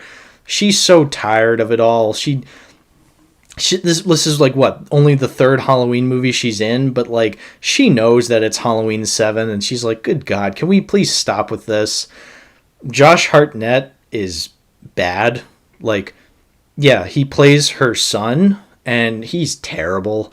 He's really awful. I don't know why he was hired. Well, I do know why he was hired. He's a pretty boy, and apparently, and they were just like, oh, we gotta have a hot teen idol to play Laurie Strode's son. Yeah, he sucks. He's so terrible. I don't know if he's good in other things, but he was very bad in this. LL Cool J's in this movie, and his shtick is that he reads erotic fan fiction to his wife over the phone. That was not funny. Then just a whole bunch of bullshit happens throughout the whole movie. Just Laurie's an overprotective mother. Josh Hartnett is a piece of shit son, and they're always fighting with each other. And it's like, well, great. I'm so glad we're watching this family drama unfold when I don't really give a shit. Like, come on, man. I mean, the problem is they're both just not sympathetic. Like, I get it. Laurie experienced a traumatic event in her past, but then she just comes across as kind of an overprotective bitch in this movie. And Josh Hartnett, I get it. It's like he doesn't want to be coddled anymore by his mother, but then it's just like, all right, dude, like, your mother experienced a shitty situation back in the day. Like, give her a fucking break. But then it's just like, oh, boo-hoo to both of us. And I guess they solve it in the end. I don't know. I don't think so, because we never see Josh Hartnett again in any of these movies. I don't think he's in the new ones. I haven't gotten to them. I don't care. I don't know if he's canon enough. I don't know what's canon anymore. Whatever. In any case, the climax happens, and it's so lame because Michael finally gets to kill people, and it's... I mean, the kills are nice. You get occasionally cool kills. You get this girl trying to get out of a small elevator, and Michael cuts it, and it drops on her leg, and her leg genuinely looks like it's about to fall off from it being cut almost all the way through. It's like, oh, that's really neat. I like that. Then, one of the main characters shoots LL Cool J, but then LL Cool J's okay by the end because he just has a bandage wrapped around his head even though he got shot. It's like, oh, okay, how convenient. How fucking convenient. Oh, God. I'm told this is one of the better Halloween sequels, which is complete bullshit. It's not. It sucks so much. Then Michael and Laurie have a final showdown at the end, and you know what? Maybe in 1998 that would have been freaking cool. For 20 years we've been seeing Michael terrorize people, coming back and whatnot, and seeing him and Laurie fight each other. It's like, okay, that would have been cool. But it means nothing, because that was back in 1998. It is now 2022, and we're still getting Halloween movies to this day. So clearly, whatever bullshit they were going to pull at the climax just meant nothing. And you know what? It did mean nothing, because it's literally just them fighting, and then Laurie takes his body in the coroner's van. She hijacks a coroner's van and just drives away with Michael's body, which everyone's like, oh, he's definitely dead. Oh, here's the thing. So she's about to deliver the final blow, and LL Cool J comes up to her, snatches her, and he's just like, no, he's dead. We got to get out of here. It's like, how do you know, dude? Like, you don't actually know. There is no good reason for you to be pulling her away other than to just make the movie go on longer. So anyway, like I said, the coroners take Michael's body, put him in a van, and so then Laurie hijacks that van and drives away. Guess what? Michael comes out of the body bag and starts to terrorize. So then she's like, oh, I can't have this. So then she drives off a cliff, and Laurie falling down a mountain, she survives. Okay, whatever. The movie's almost over at this point, so fine. So then she approaches Michael, who's like between a tree and a van, and he's stuck. And so then she's like, Michael, and they try to have an emotional moment, but like, really, come on, guys, it's Michael Myers. Like, the point of Michael Myers is that he has no emotions. Like, this is not a scene I want to see from Halloween, but whatever. So then she chops off his head. It's like, well, great, that's what we wanted to see, but you wanted to stretch it out even more because, you know, a movie just can't be short. It has to be like stretched out unbelievably long, but whatever. Michael Myers is dead, except he's not, because I know he comes back in the next few movies. So like, this would have been an awesome scene had this actually been the last Halloween movie. Like, could you imagine how awesome that would be? It's like, oh shit, she chopped off the head of Michael Myers. It's like, great fucking scene. But it means nothing, because we get more Halloween movies after this, so I'm just kind of left scratching my head like, well then, what does this movie have going for it if it's not the finale? Like, Endgame, for example, is a great finale. I know it keeps going, but like, it's still a decent finale to the movies that led up to it. Return of the Jedi, great fucking finale. I know that it keeps going after that, but it's a great way to wrap things up. Here, it could be a great finale, but it feels so lackluster. And I feel like it would be a lot more impactful if it actually was the finale. But it's not. So because it's not the actual finale of Halloween, and because it's not actually good, what the fuck does this movie have going for it? Nothing. Like, it's just so boring. It's so insistent upon itself with its family drama and Laurie having trauma from the first Halloween night. It's like, okay, but you're not doing anything interesting with that. I'm sorry, you're not. And then again, the ending is then retconned in later movies. So it's like, well, then what was the point of it all? Like, what does this movie have going for it then? It's literally just the 20th anniversary movie for Halloween, but that doesn't mean anything. It means nothing. Whatever. This is a bad movie. It's slightly better than the last one. I like it slightly more than Halloween, The Curse of Michael Myers, but that's mostly because it doesn't have incest babies or boring Strode cousins. Like, it's fine for what it is. It's got a good ending, but the ending would be a lot better if it actually amounted to anything. So, fuck this movie. It's aged worse than the movie from the 70s. Yeah, this movie came out in, 1998, the year I was born, and it ends on a Creed song. It's fucking shit. Like, I love late 90s, early 2000s cheese, but, man, sometimes it's really irritating. Yeah, like I said, it's aged worse than the movie from the 70s, so take that for what you will, I guess. And one more movie on this Halloween collection DVD from Miramax. We're talking about Halloween Resurrection. This is, again, on the same DVD. Again, no subtitles because, why read when you can just listen to the terrible audio? This movie is despised. People hate this movie. And for good reason. It's another Miramax classic produced by Mr. Weinstein.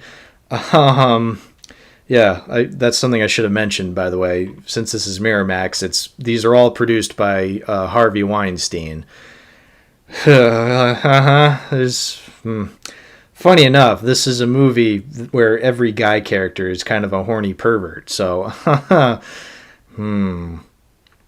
In any case, besides that, Halloween Resurrection is despised by a lot of people. First reason, the opening is just insulting. So it retcons the hell out of the last movie. So you know how the last movie ends with Laurie chopping off the head of Michael Myers with an axe? It's like, all right, how the hell are you going to explain that away? Well, it just so happens, while Laurie was brought away by LL Cool J, one paramedic walked in to examine the body. He gets choked out by Michael, who is alive, by the way. Then Michael switches clothes with this paramedic who just so happens to have the same body type as him. And so then when Laurie eventually hijacks the van and the guy wakes from his coma that Michael put him in, he is writhing around and tries to kill Laurie, even though he's trying to tell her that it's not Michael, it's this random paramedic. But then Laurie chops off his head anyway. And then it's like, oh, so Michael gets away, but this random paramedic got killed by Laurie, and then Laurie is put in a mental institution. It's like, wow, what planning from Michael Myers. Everything went well to a T. Everything went his way. Congratulations, Michael. You are one of the best planners in escaping ever, because, man, did everything just happen to go your way. It's amazing how much foresight you had in order for this plan of yours to work. Genuinely one of the most baffling retcons I have ever seen in a movie. It's insane. If I saw this in the theaters back in 2002, I genuinely would have walked out. I don't think I could ever sit through a movie like that seriously again. You've done it. You've essentially established yourself as just a terrible piece of shit from then on. It's there's no way you could be taken seriously. I mean, this is a movie where Busta Rhymes is the first actor credited. Busta Rhymes is the top billed actor in this movie. I'm speechless with this movie. I am so speechless And I haven't even gotten to the main part of the movie. I haven't even gotten to, like, actually any of the movie, because technically I've only talked about what technically happened last movie. I haven't even talked about this movie.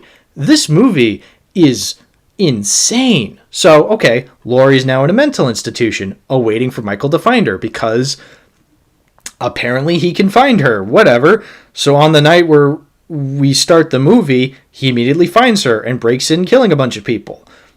What fucking timing? So then Laurie has been anticipating this visit from Michael, and she has everything planned out just as well as Michael did. She even sets up Home Alone traps for Michael on the roof. How convenient. But Laurie doesn't go through with killing Michael because, well, remember the last time she tried killing him, it was the wrong guy, so she wants to make sure this is actually him.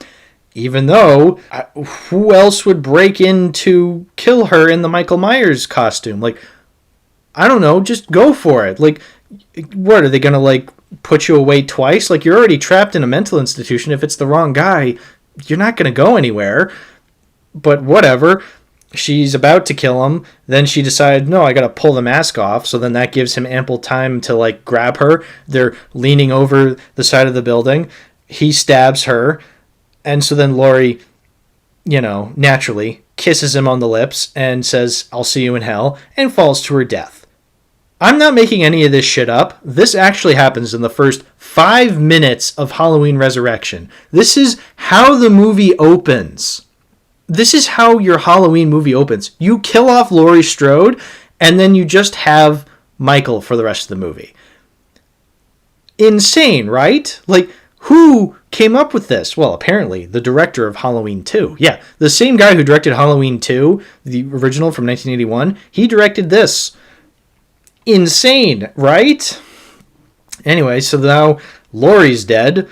What the fuck do you do for the rest of the movie? Well, before, Michael just hands a bloodied knife to one of the mental patients, who then proceeds to talk about Michael Myers' birthday and every day he killed somebody and the amount of victims he took.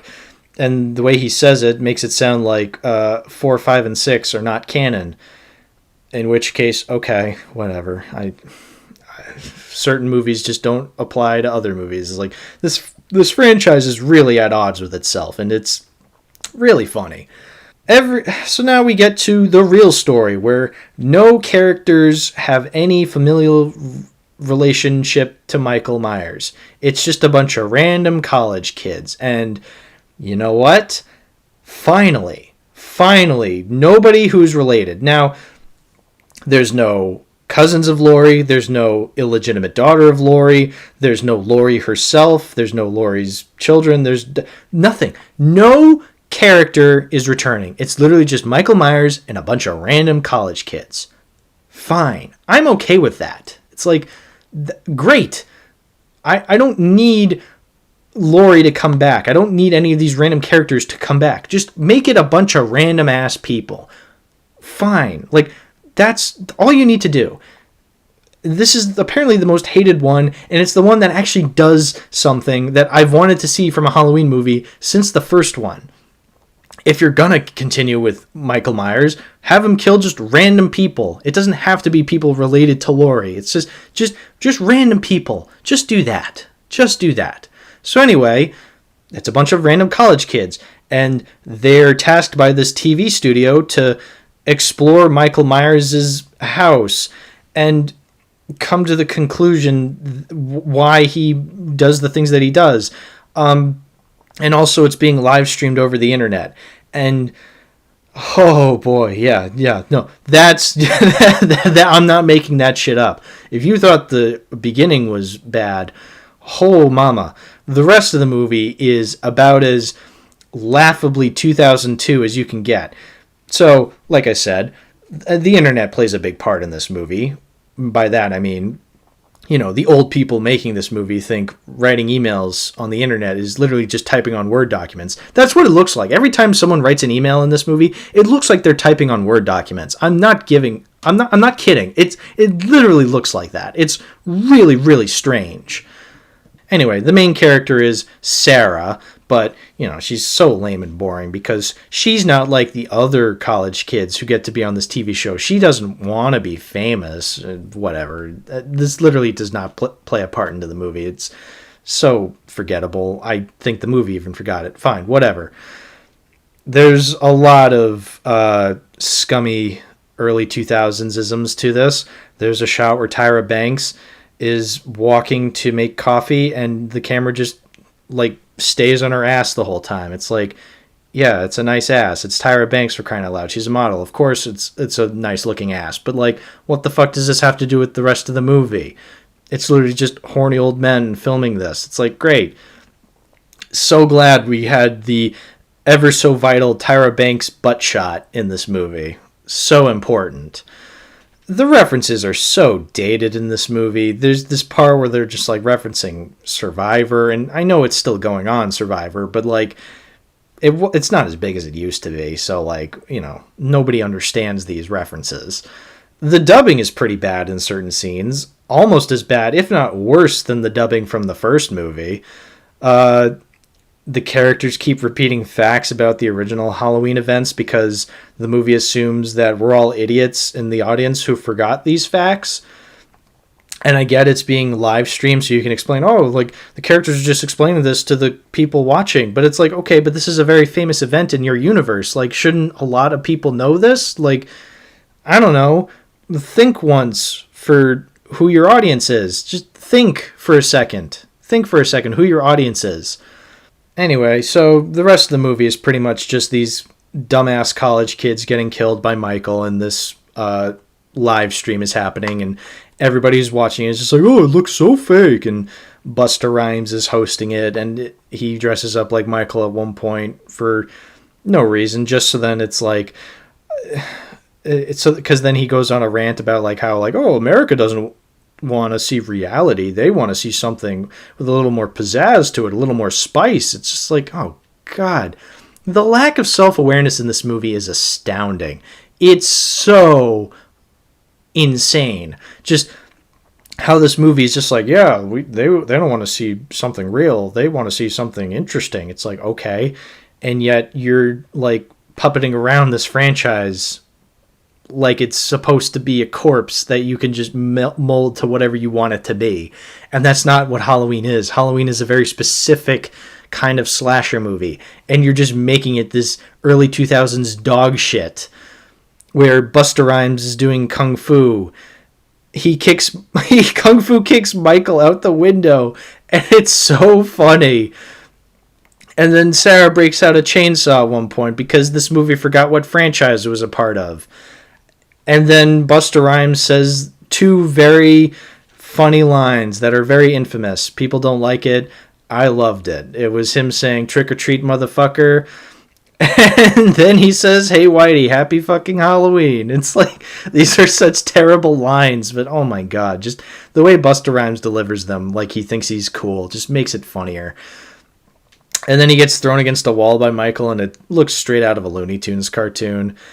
And then at the end, the movie tries to have a message about media not respecting privacy or whatever, but, it's fucking Halloween Resurrection, where your top billed actor is fucking Busta Rhymes. They do not have the skill or talent to pull off this message coming across as genuine. It's so forced and so not understood properly by the filmmakers. There's so much more to Halloween Resurrection because overall it is just a complete and utter failure as a Halloween sequel and as a horror movie in general. But man, was it funny.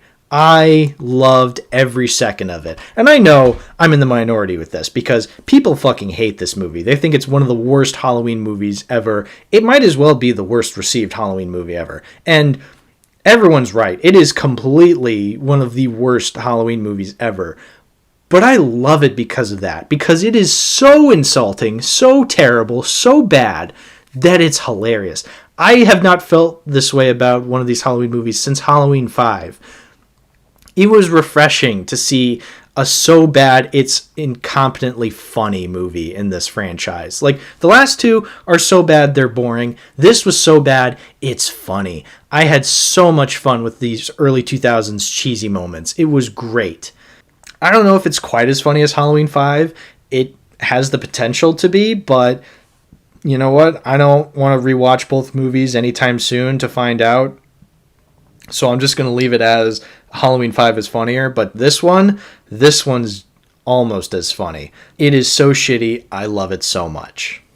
Okay, that's all 3 movies from the Miramax Classics Halloween collection. Yeah, I'm not keeping this DVD. Not only is it a very strange DVD, it's just annoying.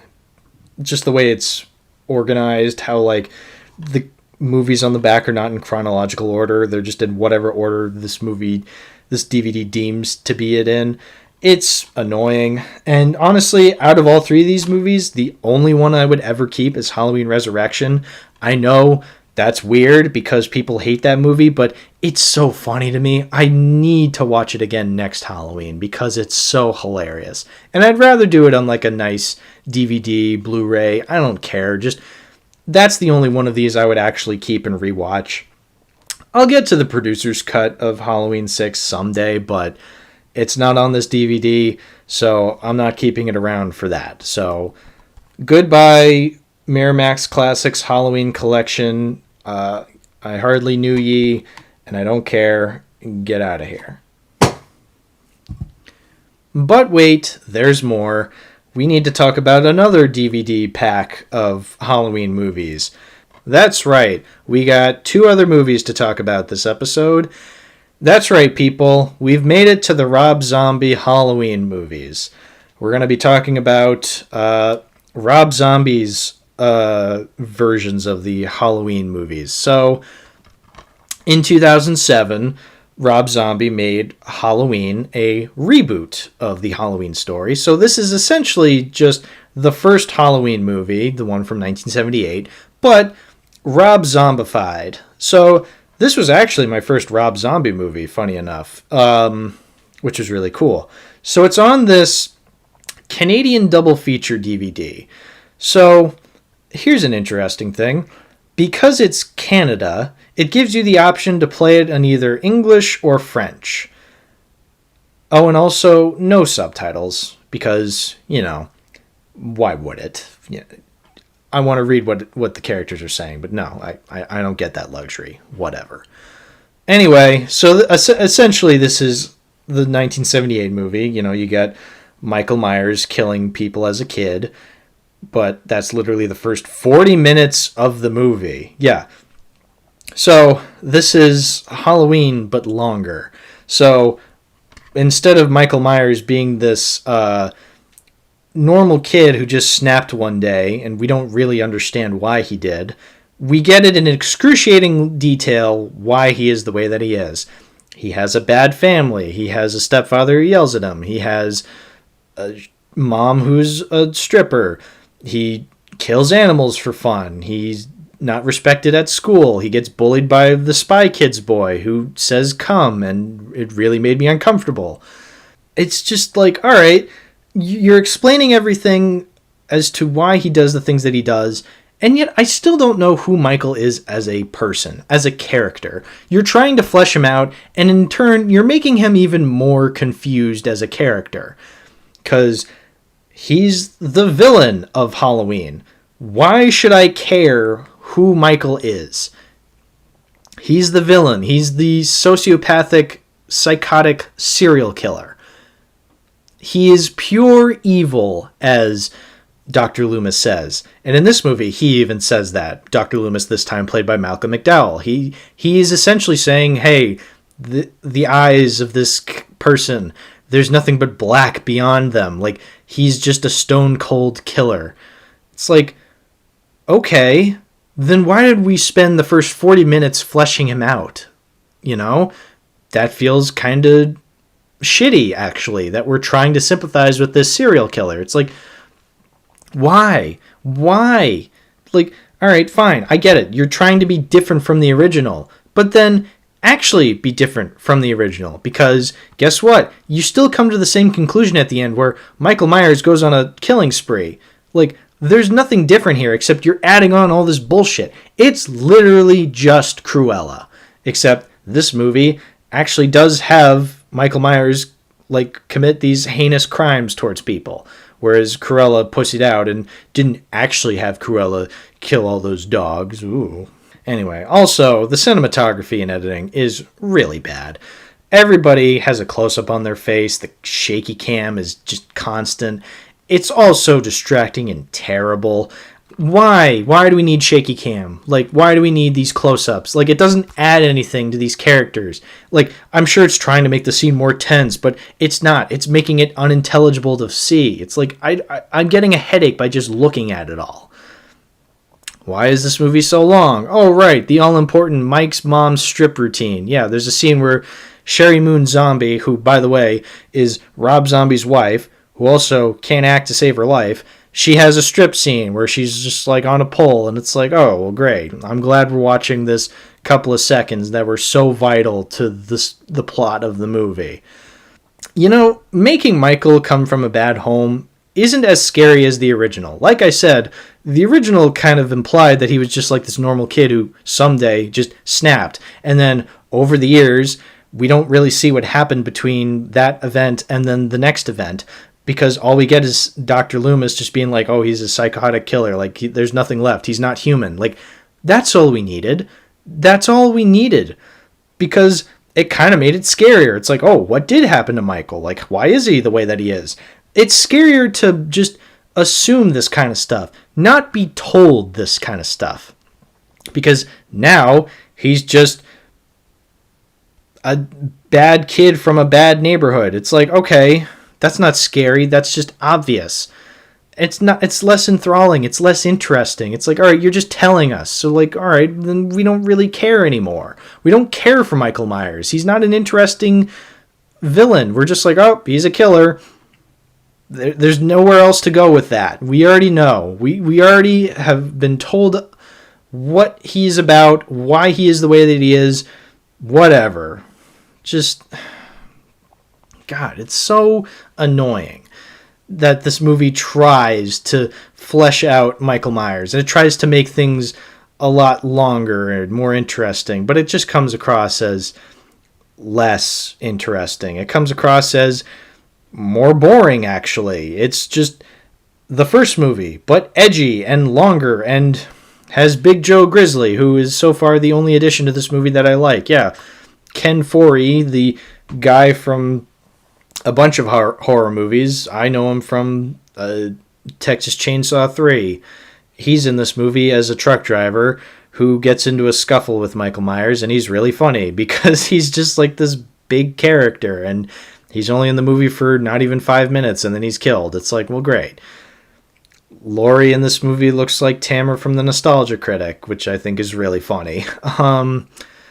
Michael tries to kill people the same way as he did in the original, but again, it's just not as interesting. It's just more drawn out. There's a lot more shaky cam. What a really confused movie. Oh, here's another thing that really irked me. So it has a scene of characters watching The Thing from Another Planet, which is something they did in the original. There's a scene where they play Don't Fear the Reaper by Blue Oyster Cult. So like, this is such a confusing movie because it's like, okay, you're a remake, you're a reboot, you're trying to do things differently than the first movie. Why are you actively using references that were made in the first movie? Like, in the first movie, yeah, they had The Thing from Another Planet playing on the TV, and they had Don't Fear the Reaper by Blue Oyster Cult playing on the radio. It's like, you don't have to include those in this movie. Like, isn't the point that you're trying to, you know, put in your own references, put in your own ideas? Like, why are you reusing references from the last movie? It literally makes no sense. I don't know why it's doing that. Other than, I don't know, I guess they assumed if we didn't, like, then would people understand that we're remaking Halloween? It's like, no. People would still understand. You're just being idiots who just don't know how to be original, I guess. in any case, like I've been saying, it's literally just the first movie, but edgy and longer and not as good. The climax is much worse because it's literally just Laurie screaming her head off and Michael trying to stab her, but then he doesn't. It's literally the most bored I've ever been watching a Halloween movie, was this movie. And I'm supposed to be told that Rob Zombie's like this, maximalist director who just goes so hard with the edginess in his movies. And he's known for his exploitation films. And I'm like, all right, but it's so boring. Like, there's nothing to it. Like, yeah, it's edgy, but nothing interesting happens. I'm so jaded by this movie. It's just so lame. And I'm told it's interesting and more edgy, but like, I'm just not interested in the slightest. It's so boring. I really don't like this movie. It's just the first movie, but lamer. I know that it probably has its fans. Well, sorry, I'm just not one of them. It sucks. I don't like it. Not a good reboot in the slightest. And to move on to the last movie on today's episode, let's talk about Halloween 2. Not to be confused with Halloween 2, directed by Rick Rosenthal from 1981. No, Halloween 2, directed by Rob Zombie. Now, more specifically, this is the theatrical edition. That's what it's advertised on the box. I did not watch any director's cut. I don't plan to watch any director's cut. And not in the same way that I don't want to watch the producer's cut of Halloween 6 just yet. I really don't want to watch the director's cut of Halloween 2 by Rob Zombie. I really don't. But before I get to that, let me talk about this DVD. So, this DVD gives the option to select Halloween 2 on the side of the disc that has Halloween 1. So, this being, there's only one DVD, you'd think, okay, both movies are on the same disc. So, usually they'll either be on the same side or they'll have like the flipped sides. So this movie, when you put in for Halloween 1, it gives you the option for Halloween 1, like I said, but then it also gives you the option for Halloween 2. So then you're like, okay, cool. You select it. And then it tells you it goes to a black screen that says, flip the disc to view Halloween 2. It's like, okay, why did you give me the option then? Like, I probably would have figured that out then if you're just not going to do that. So then you flip the disc over and then it shows you Halloween 2, but then it also shows you Halloween 1. So you're like, oh, that's confusing. You click on Halloween 1 and it's like, flip the disc over for Halloween 1. It's like, why are you giving me the option then? Like, just say, just show one option so then I can be smart and be like, oh, if it's only giving me one of the movies on this one side of the disc, then that means I have to flip the disc over and get the other one. Like, when you show me both movies as an option, like, you're just making it more confusing than it needs to be. Friggin' Canada, man. Like, why'd you make this Alliance DVD double feature? Oh, by the way, the Alliance logo at the beginning of every movie it just has this extra theme song where it's like this grandiose Alliance theme song. It's like, yeah, great.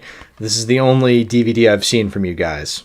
I mean, to be fair, I'm in America, and this is you know what? This is probably like the big Canadian DVD distribution. Any listeners from Canada, please let me know if you've heard of Alliance for DVD distribution, because I sure haven't. It also gives the option for French, and there's still no subtitles. This is just an episode full of no subtitles. God forbid I want to read what the characters are saying. Okay. Anyway, on to the actual movie itself. This is the worst Halloween movie yet. I'm not kidding. I genuinely fucking despise this movie.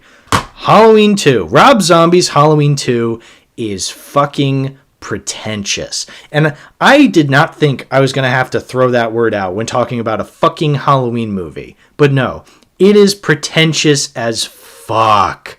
I hate that about this movie. So, Halloween 2, it literally picks up where the last movie left off. Actually, no, it starts off with a flashback to when Michael and his mom were in the state penitentiary. So, obviously, Michael was put away in the state penitentiary after killing all his family except for his mother and his little sister. And so then his mother just kept visiting him until she eventually committed suicide. But in this movie, you get a clip of one of their visits that was not shown in the last movie.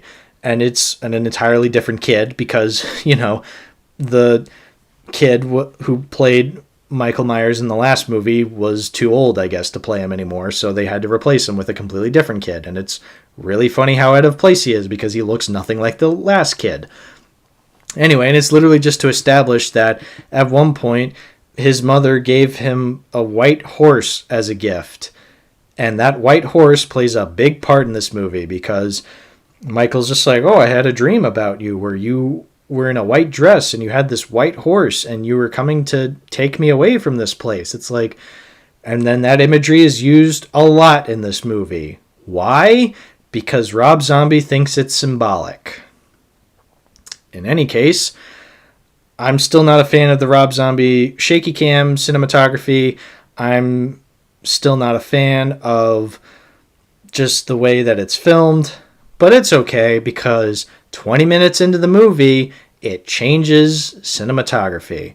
So let me just talk about the first 20 minutes. It's literally the exact scenes after the first movie where it ends with Laurie shooting Michael, and then the coroners take away Michael to the coroner's office. And by the way, those coroners driving the van are, talking about fucking corpses, naturally, because this is a Rob Zombie exploitation film, so everything has to be fucking edgy. Then they hit a cow, and it's actually really cool. I will admit, the gore in this movie is a lot better. I like how bloody it is. They actually don't shy away from it. You actually see this cow explode on the side of the road. It's cool. I like that. But then Laurie's in the hospital getting surgery, and again, the gore on that is really cool. I like it. And then Laurie's just walking around, screaming her head off because she doesn't know where she is, and naturally there's only one nurse to help her out, and then she's called in to help out with somebody else, so then she's like, oh, honey, you can find your way to your room, right? It's like, no, she's literally injured, but whatever. So then she walks around, and then Michael Myers is there. He killed the nurse. All right, I will admit, there's a really cool reveal where, Laurie finds the nurse, and it's just like, nurse, I need something for my head. And then the nurse turns around. She's got a gash through her face, and she's like, yeah, me too. And then she falls over, and Michael starts stabbing her. It's like, all right, that's a great reveal. I like that. That was cool. But unfortunately, Laurie does a lot of screaming, and it's annoying. More annoying than the constant screaming in the first Texas Chainsaw Massacre movie. But whatever, that movie, I was okay with it because that was part of the movie, whereas this, it's literally just, it's just so annoying. In any case, she tries to escape Michael, she gets cornered, and then it's revealed it was all a dream.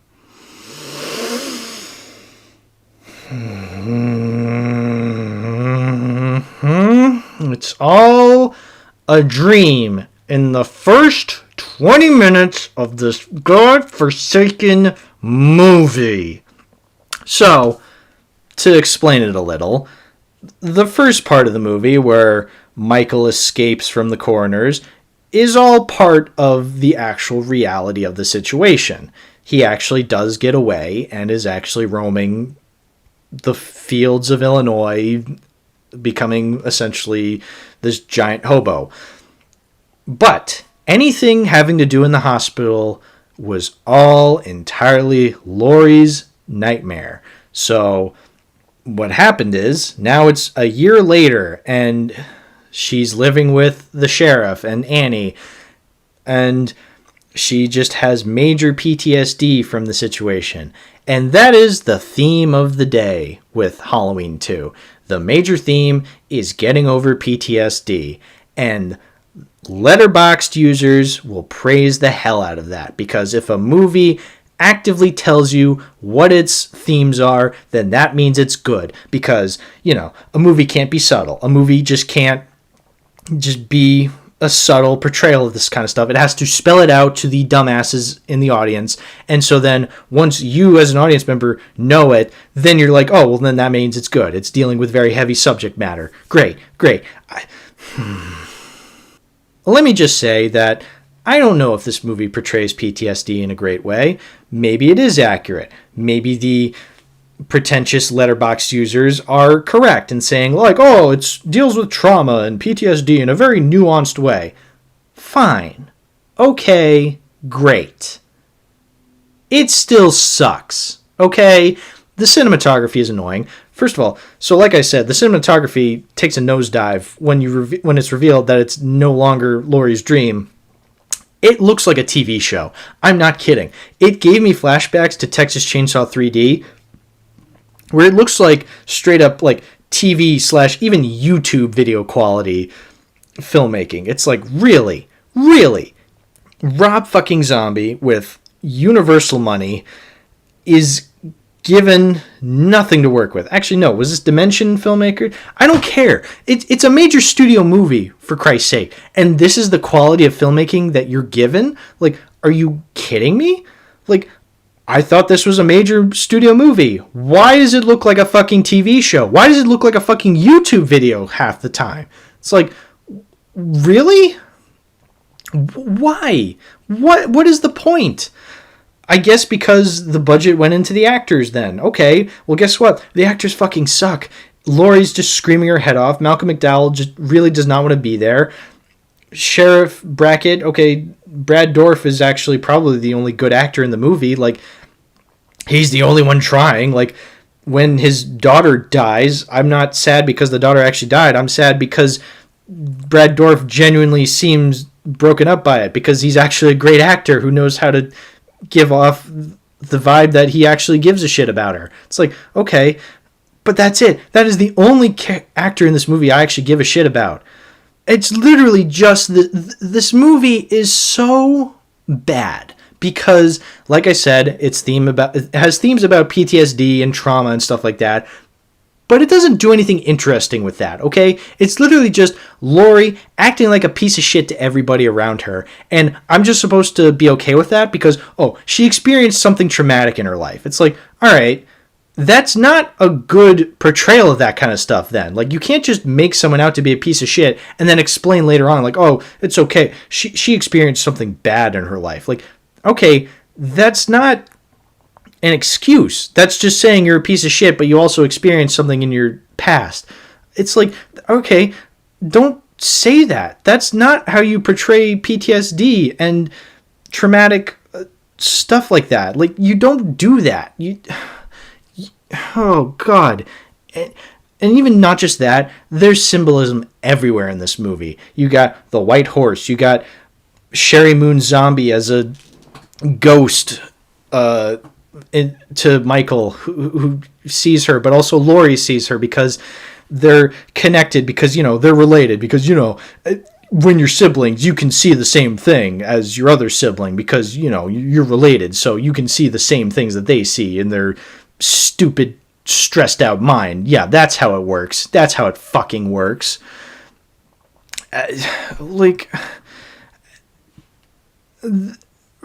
I'm speechless. I'm absolutely speechless with this movie because it's trying to be this serious deconstruction about trauma and themes of PTSD, but also Weird Al Yankovic is in this movie. He makes a couple cameos in this movie when Dr. Loomis goes on TV and he just so happens to be there. Okay, you're trying to be the serious deconstruction of PTSD, but then you also have Weird Al fucking Yankovic making jokes. Which is it, movie? You can't have both of those things. Like, yeah, I love Weird Al Yankovic. In fact, Weird Al was the only positive I have for this movie. Because I love seeing Weird Al Yankovic in things. So, like, great, show me more of him in this movie. Or take him out completely of the movie and actually focus on deconstructing these aspects of the movie you so desperately want to be seen as interesting for doing so. You so desperately want to be seen as smart and quirky and symbolic, but what are you actually saying in the end? PTSD sucks. Oh no, like, my perspective on that is completely changed now. Great. I'm so glad we came to the conclusion that PTSD sucks and it makes someone act like a piece of shit. I'm so glad that's your conclusion of this movie. Oh, also, Laurie, even though I'm supposed to be feeling sympathetic for her, she comes out at the end being just as crazy as Michael because she stabbed Michael to death and now she's wearing his mask and now she's in a mental institution and life sucks for her now. It's like, well, great. I'm so glad we watched this character who seemed relatively normal at the beginning of the first movie and is now just a piece of shit who's crazier than her family. Oh, yeah. So she goes on a fucking tirade about how she's a part of this fucked up family. It's like, okay, you were a child. No, not even a child. You were a toddler. No, not even a toddler. You were a baby when Michael did all these killings. You don't remember any of it. You're shocked to find out that you're related to Michael Myers. Okay, whatever. Like, you don't share any of the same personality traits as Michael did. Like, you are so far away from Michael and this crazy ass fucked up family that it doesn't matter. It's like how in Texas Chainsaw 3D, I can't believe I'm making so many connections to Texas Chainsaw 3D, but like, the main actress realizes that she's related to Leatherface and she's horrified by that. But it's like, okay, you literally did not know this to begin with. That doesn't mean that you're now all of a sudden supposed to side with Leatherface because you're family or like you're just as fucked up as him. Like, you share no personality traits with Leatherface. So like, you being related means nothing. It means nothing. Stop trying to make it seem like something. It means nothing. Or maybe this is all just symbolism and like it's all just metaphors because again, at the end, she's like in some crazy loon bin and she sees Sherry Moon's zombie and the white horse and she smiles. It's like, okay, what is that supposed to signify? That she's crazy? Oh no, it's symbolic for whatever Rob Zombie feels like saying in that moment, I'm sure. God, fuck this movie. Fuck it straight to hell. It's so terrible. I've made it no secret before that I hate when movies just devolve into symbolic bullshit. I hate when Jordan Peele does it. I hate when Men did it. I hate when Darren Aronofsky does it. Just stop it. Make a movie. Have symbolism in the background. Like, don't bring it to attention. Don't do that. And especially in a major studio movie like this where it's about a previously established IP.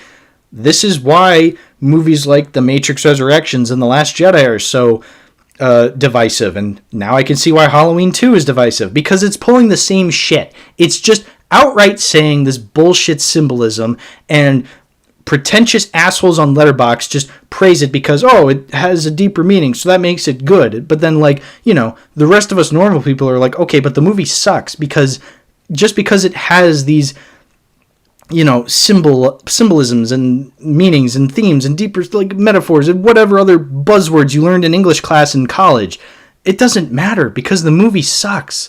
It doesn't have good pacing or good cinematography or good editing or good acting. And just because you have these deeper themes doesn't make your movie automatically good. Like, you need to actually explore these themes in interesting ways, not just have moments where the characters reflect on symbolic images. It's like, that doesn't mean anything. If anything, it makes your movie worse because you're dealing with these heavy themes and you're not doing them justice. This is why I hate movies like Men. Because, yeah, you're dealing with really, really heavy themes, but you're not saying anything interesting about them. In which case, people are going to take the wrong message from that and just be like, oh, well, now anytime a movie deals with these kind of things, I'm not going to take any of it seriously. So you're actively working against the message that you're trying to convey. Like, I don't think anybody's going to take PTSD more seriously because they watched Halloween fucking 2. They're not. I'm sorry. If anything, they're going to take it less seriously now, which is very harmful. Like, if you're going to talk about PTSD and trauma in an interesting way, actually do so in an interesting way. Not this bullshit. Fuck you, Rob Zombie. Fuck you, you asshole. You guy who made The Munsters, which I haven't seen yet, so I don't know, maybe it's good, maybe it's bad. I don't care. Fuck you, you piece of shit. I hate your Halloween movies. I hate this DVD. I'm not watching Halloween 2. the Rob Zombie director's cut. I've seen enough. I've seen what I need to see, and that's it. That's all I'm doing. I am not even going to go close to it anymore. I never want to see these movies again. They were such a waste of time. I can see why they brought back Jamie Lee Curtis and the original Halloween storyline with the 2018 movies and beyond, because Rob Zombie clearly just had nothing else going for his movies. So you know what? I never want to see these movies again. This DVD I never want to see again.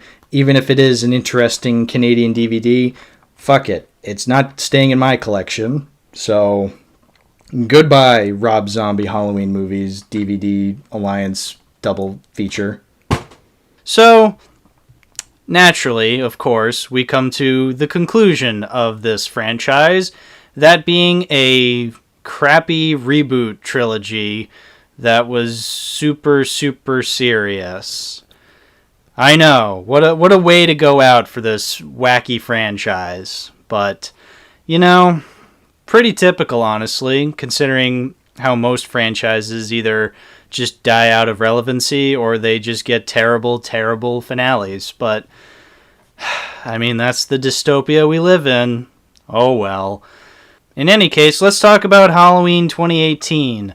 So, I didn't really know what to expect from this movie, because, like, when last we saw Michael Myers, I mean, if we want to be technical, that was Halloween Resurrection, which is a movie everybody fucking despises, except for me. I think it's one of the funniest movies ever made, but to each their own. I mean, technically, the last time we saw of the Michael Myers character was in Halloween 2, which is the Rob Zombie Halloween 2, and I personally fucking hated that movie with every fiber of my body. And some people seem to think it's okay. I mean, nobody really loves it except for, like, I don't know, a bunch of pretentious Letterboxd users, but when have their opinions ever mattered, really? In any case, I can see why Blumhouse and Universal wanted to bring this character back because, well, Halloween was nostalgic now, you know? For years, Halloween was getting sequels, but now it's entered into the same era as Star Wars and all these other franchises that are closing in on 40 years old.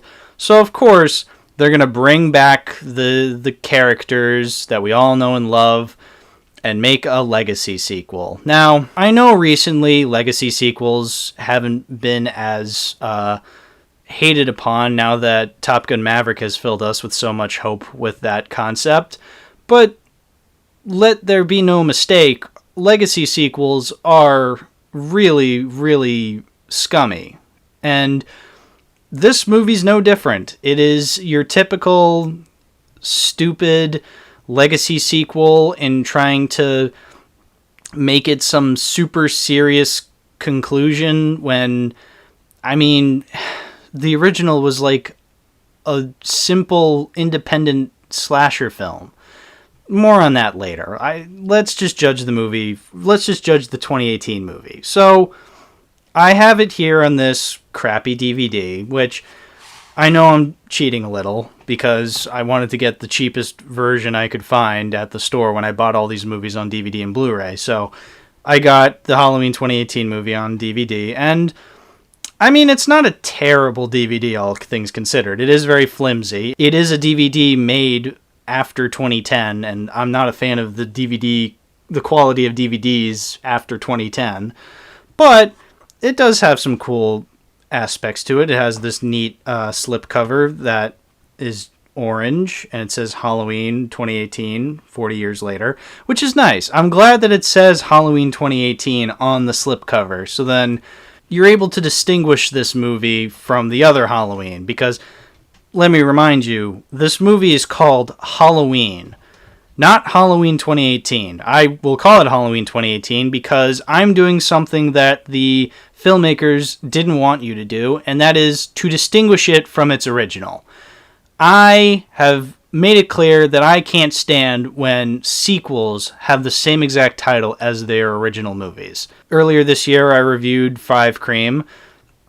I can't believe that Five Cream was this year. It feels like a million years ago. But in any case, I watched Five Cream, and it sucked.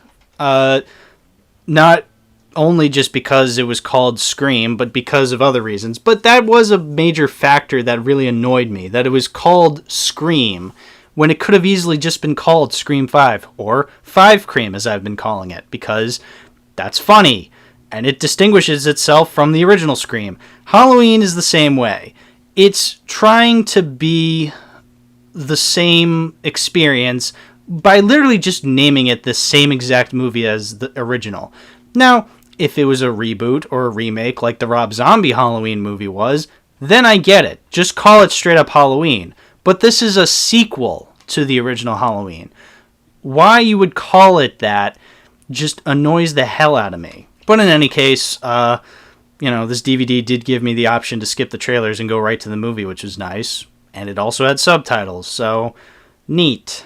I will say the first scene is actually paced and edited pretty well. It actually filled me with some hope going in. I'm like, wow, this is actually kind of a neat scene. It's got good tension. I like that we don't see Michael's face. I would have preferred if we didn't see it at all, because, you see it from the back and he doesn't have his mask on, so you don't ever see his face. But,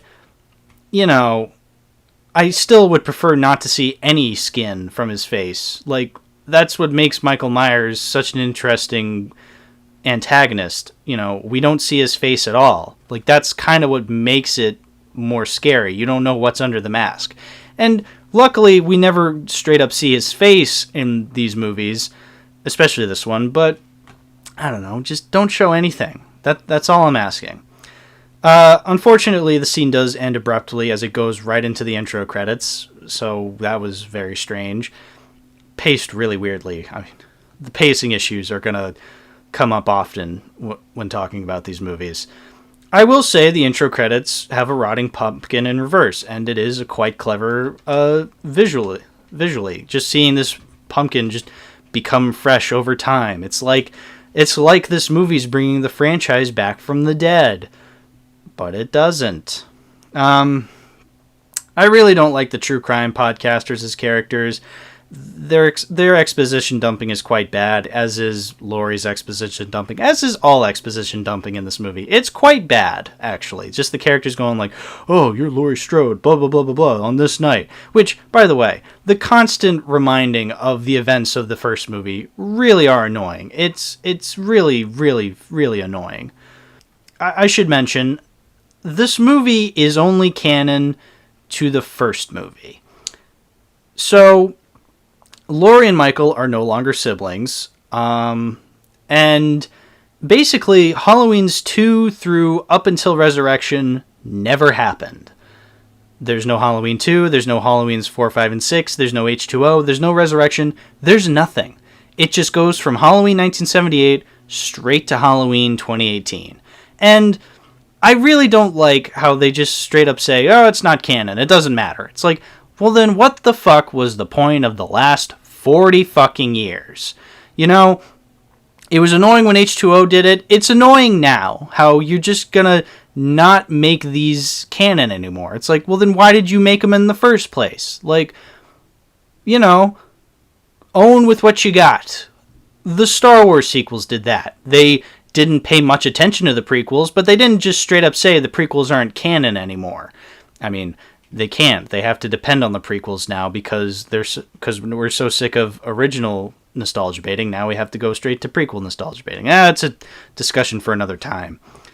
So, yeah, this movie is the official sequel to the original, which kind of makes it more pompous and annoying. It's just like, oh, you're the better sequel. You're the most official sequel. It's like, okay, are you any good? No, because you got bad acting from Judy Greer. You got just people being assholes to everybody. You got these bland fucking characters. You got Laurie's granddaughter, who's not interesting in the slightest. You got her douchebag boyfriend. You got some simp character. You got some officer who was there the night of Michael Myers. There's fucking all of her friends who just don't matter in the end because they die, because everybody just fucking dies after having like 2 or 3 scenes, so it didn't honestly matter. That's the problem with this movie. It could be good, but it's not, because it just thinks because it's not like the other sequels, then it's automatically good. It's not. It is a legacy sequel made in the 2010s, and to me, that is one of the most annoying movies ever. And look, I get it. The movies from the 80s, the 90s, the 2000s, like the other Halloween sequels, are terrible. But there was a charm to some of them. Not Halloween 6, that was terrible. H2O I was not a fan of. But like, Halloween's 4 and 5 were funny. Halloween Resurrection was also really funny. These aren't good movies, but they were fun. They had a charm to them. That's the problem with a lot of these 2010 sequels. And it's not just with Halloween. This goes for any franchise. Just these awful, awful, boring, milquetoast, nothing special movies, and they get praised by fans because they're like, oh, they're not the shitty sequels of before, these are different. It's like, no, this is worse. This is boring. Like, you're showing me nothing. You're taking Halloween and taking the piss out of it. You're not making it fun anymore. That's what made the sequels fun to begin with. That's why 4 and 5 and Resurrection are so fun. They're stupid. Like, you're not going to top the original Halloween. You're not, okay? So if you're going to keep on making these Michael Myers movies, make them funny bad. Make them hilarious. Make them Busta Rhymes kung fu kicking Michael Myers out the window. Do you know that there are people who think that is the biggest insult to Halloween as a franchise? It's not. It is funny. You know what the biggest insult to Halloween as a franchise is? Trying to one-up the original.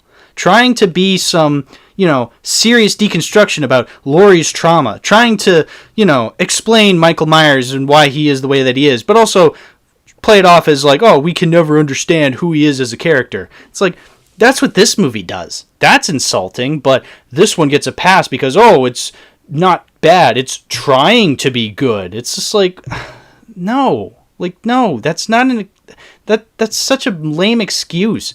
If you're going to be a sequel to the original, be funny. I'm sorry. You can't top the original. You don't have the talent. Nobody has the talent that John Carpenter did when it came to the original. And also, it's hard to top the original. So don't even bother. Like, even if you tried your damnedest, you could never, okay? Because guess what? The original is a simple independent slasher film. You can't top that because you don't need to top that. You don't need to continue it. The fact that we're even trying, the fact that they even tried is really so fucking annoying. And that's why this movie doesn't work. You could have done your damnedest. They could have gotten the best actors, the best writers, the best anything. It wouldn't have mattered, okay? Because it's lame. That's what this movie is. It's lame. Sometimes there's cool things that I thought were kind of neat. The DJ during the dance scene, his turntables were the Frankenstein monster. You see, like, that's what caught my eye when watching this movie. The scene of the cops just talking about their lunches, that caught my eye. That I thought was pretty fun. It's like, these are simple things that caught my eye. Not the Laurie dealing with PTSD, not the Michael coming back after 40 years, not the, super serious nature of it all. Like, I don't care. I really don't. Just stop trying to be serious. Be funny. Like, that's what made the sequels so much fun. They were funny. And that's just where this movie falls flat for me. It's so boring. It's just trying to recapture the magic of the original Halloween, and it doesn't work. Because what magic are you trying to recapture? It's an independent film from the 70s. Like, who cares? Like, Laurie is not Luke Skywalker. Like, you can't just make her this uber special character who's just, like, seen it all, and, like, we have such nostalgia for her. I don't care. I really don't.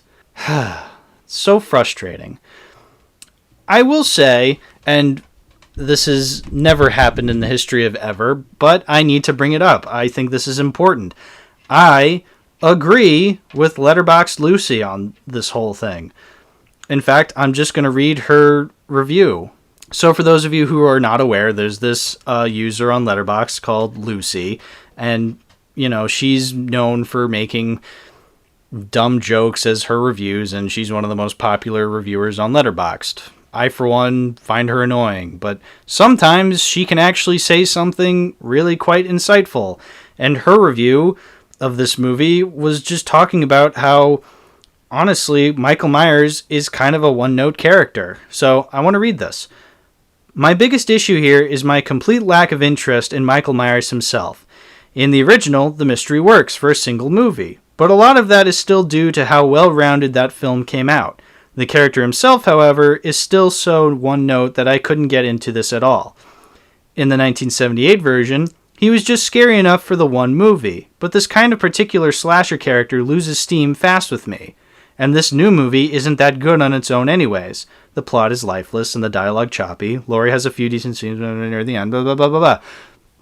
For once, I agree with Lucy on this. It's just like, you're trying to recapture the magic of the original, but you can't, because, again, there is no magic. Like, the original worked because it was that original movie. You know? You can't expand upon that. And I even brought this up when I talked about the original Halloween. I said, it works better as a standalone movie. Continuing it would just seem unnecessary. And here we are, 40 years later, when this movie came out, and it sucks.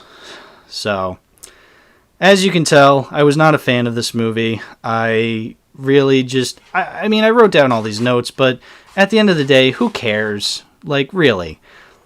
All I can really say is it's boring. It's just a boring legacy sequel that, I mean, I guess some people really like, but I, for one, want something a little more fun when dealing with Halloween movies. Because, honestly, the movies, like I've been saying, the ones I've had the most fun with are the ones that people hate the most. And it's like, I like those because they're the farthest away from the original that they could be.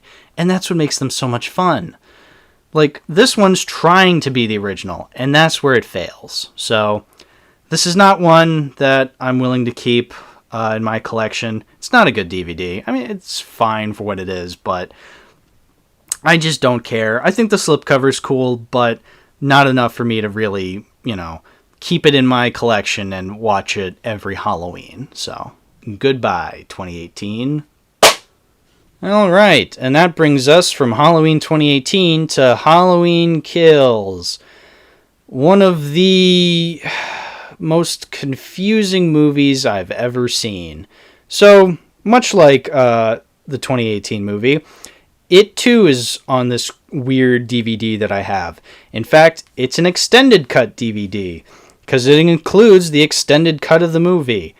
Unfortunately, I did not watch it. So, as has been tradition with these Halloween movies, I've been watching the theatrical cuts.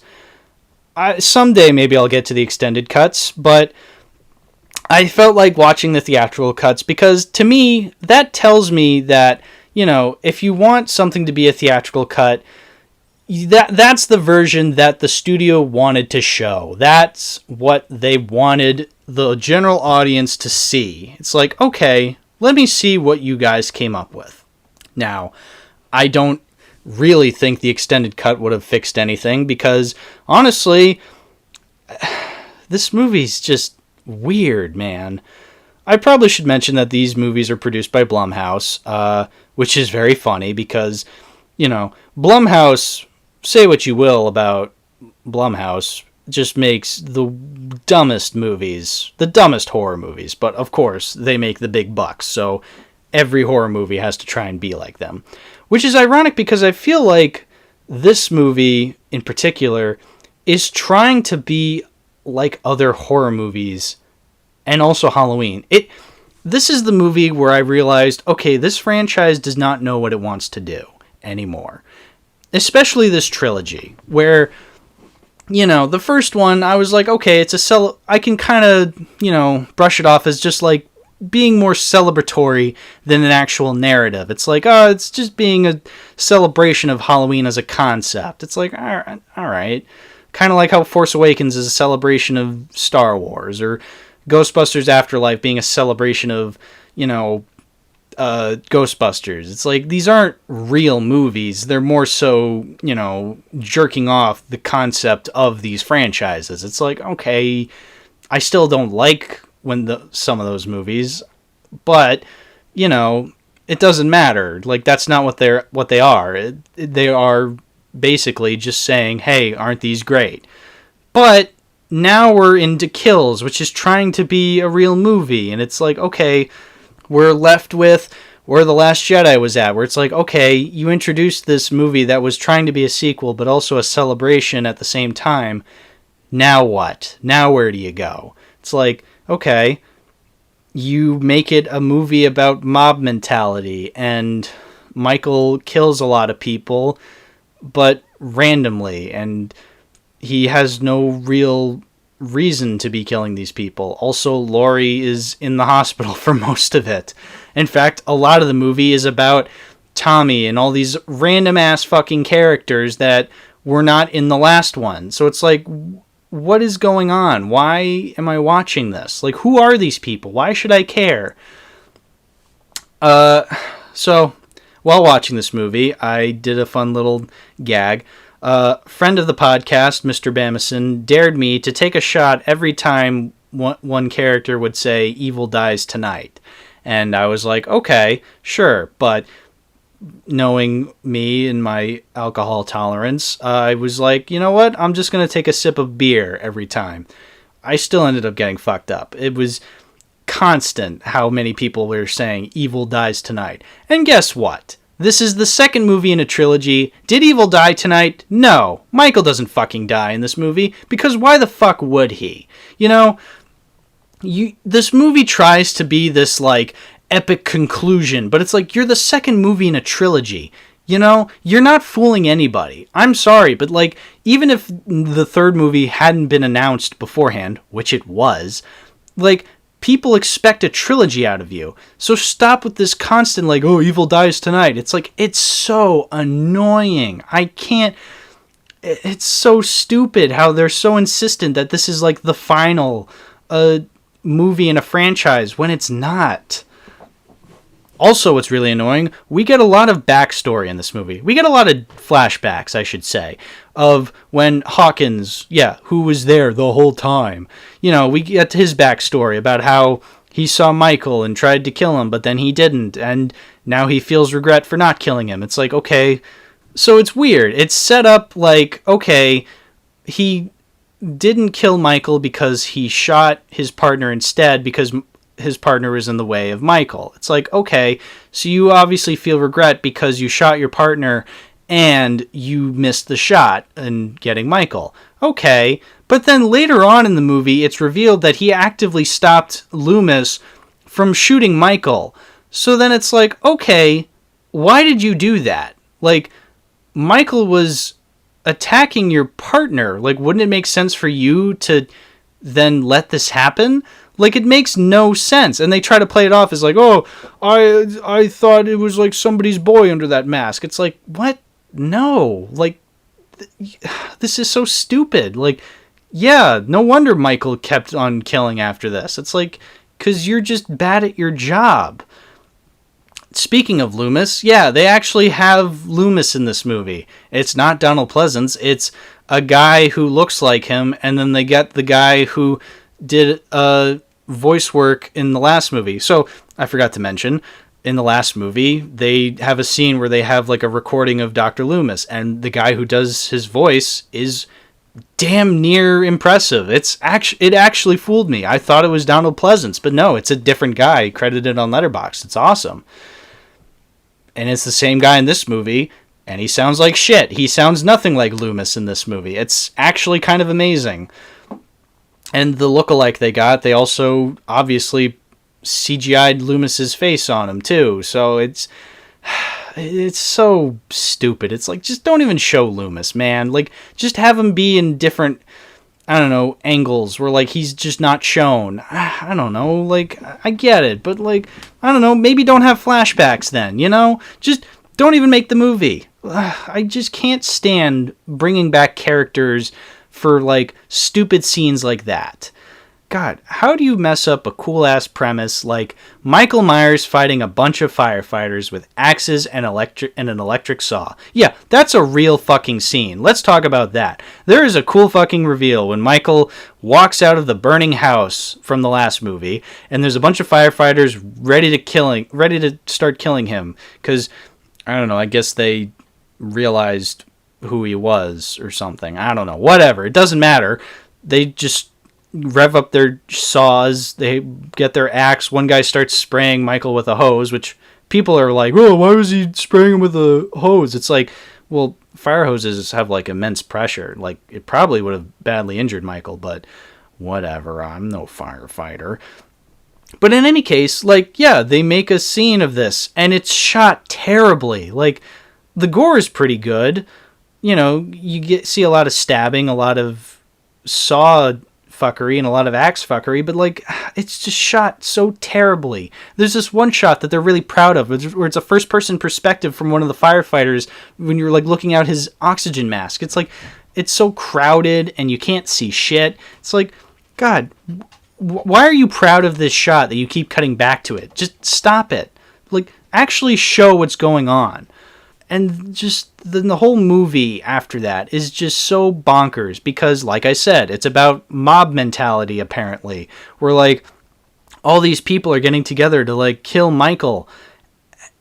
But there's also, like, a whole subplot about how that's a bad thing, you know? Because then they're just like, oh, he's made us into monsters. It's like, what? Like, why? Why is this in a Halloween movie? Like, why are we not watching? Whenever it's Michael actually killing someone, it's cool. But when it's not on that, which is the majority of the movie, it's so lame because it's trying to be this like super deep analysis of like the Michael Myers character. But it's also sort of an allegory for COVID because it's about people just going insane in times of crisis, I guess, which is really fucking in bad taste. It's like, God, it's just so stupid. It's so annoying.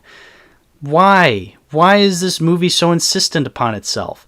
It's borderline experimental, I gotta say, because it's just like, there's just so many weird choices being made. Like, yeah, it's this town that's going crazy, but like, why? Why should I care? Like, I already know none of it's gonna amount to anything, because, again, it's the second movie in a trilogy. Like, nothing's gonna happen. Michael's not gonna die. There's a scene at the end where it's like supposed to be the climax where it's the town of Haddonfield versus Michael Myers, and I was kind of hoping that would be a really cool scene. Michael's brought down after like 5 seconds. Until he's not. Until the movie decides, oh no, he's evil incarnate. Okay, so here's the thing. So this trilogy tries to make Michael seem a little more realistic. You know, in the other sequels, you know, they were saying like, oh, he's evil incarnate, like Loomis was saying. He's the personified vision of evil. He's the boogeyman. Like, that explains why he keeps coming back. Like, he's like this supernatural, you know, character who just keeps coming back.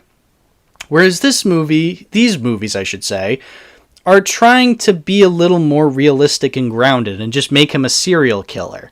So then, okay, fine. Which, again, is more lame, because like I said, if you're gonna be a dumb, stupid Halloween sequel, make it stupid. Make it dumb. Make it so, like, he is a supernatural being with powers, and he comes back to life. But no, like, here, they're just like, oh, he's a human. He can bleed like anybody else. Until, at the very end, when he just decides to slaughter all of the townsfolk.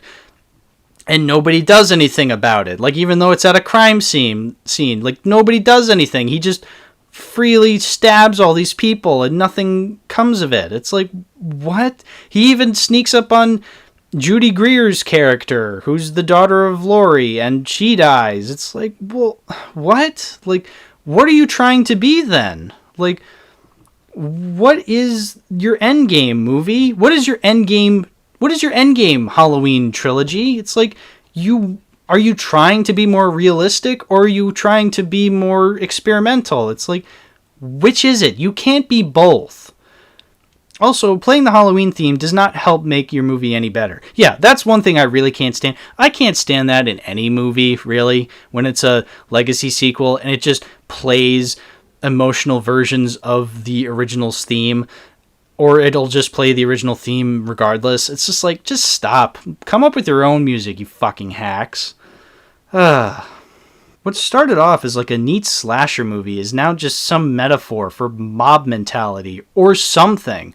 I don't even know. I don't even know if that's even what it's going for. All I know is I saw Michael killing people, and I was actually rooting for him for doing so. Like, that's how fucking backwards this movie is. It's like, it's so like anti-Michael. It's just like, oh, we gotta kill Michael, we gotta go after him, we gotta really show him that we're not afraid of him anymore. It's like, oh, that's so lame. Like, you're only making me root for Michael even more. It's like, so every time these characters would fucking die, I'd be like, hell yeah, like, now we're getting somewhere.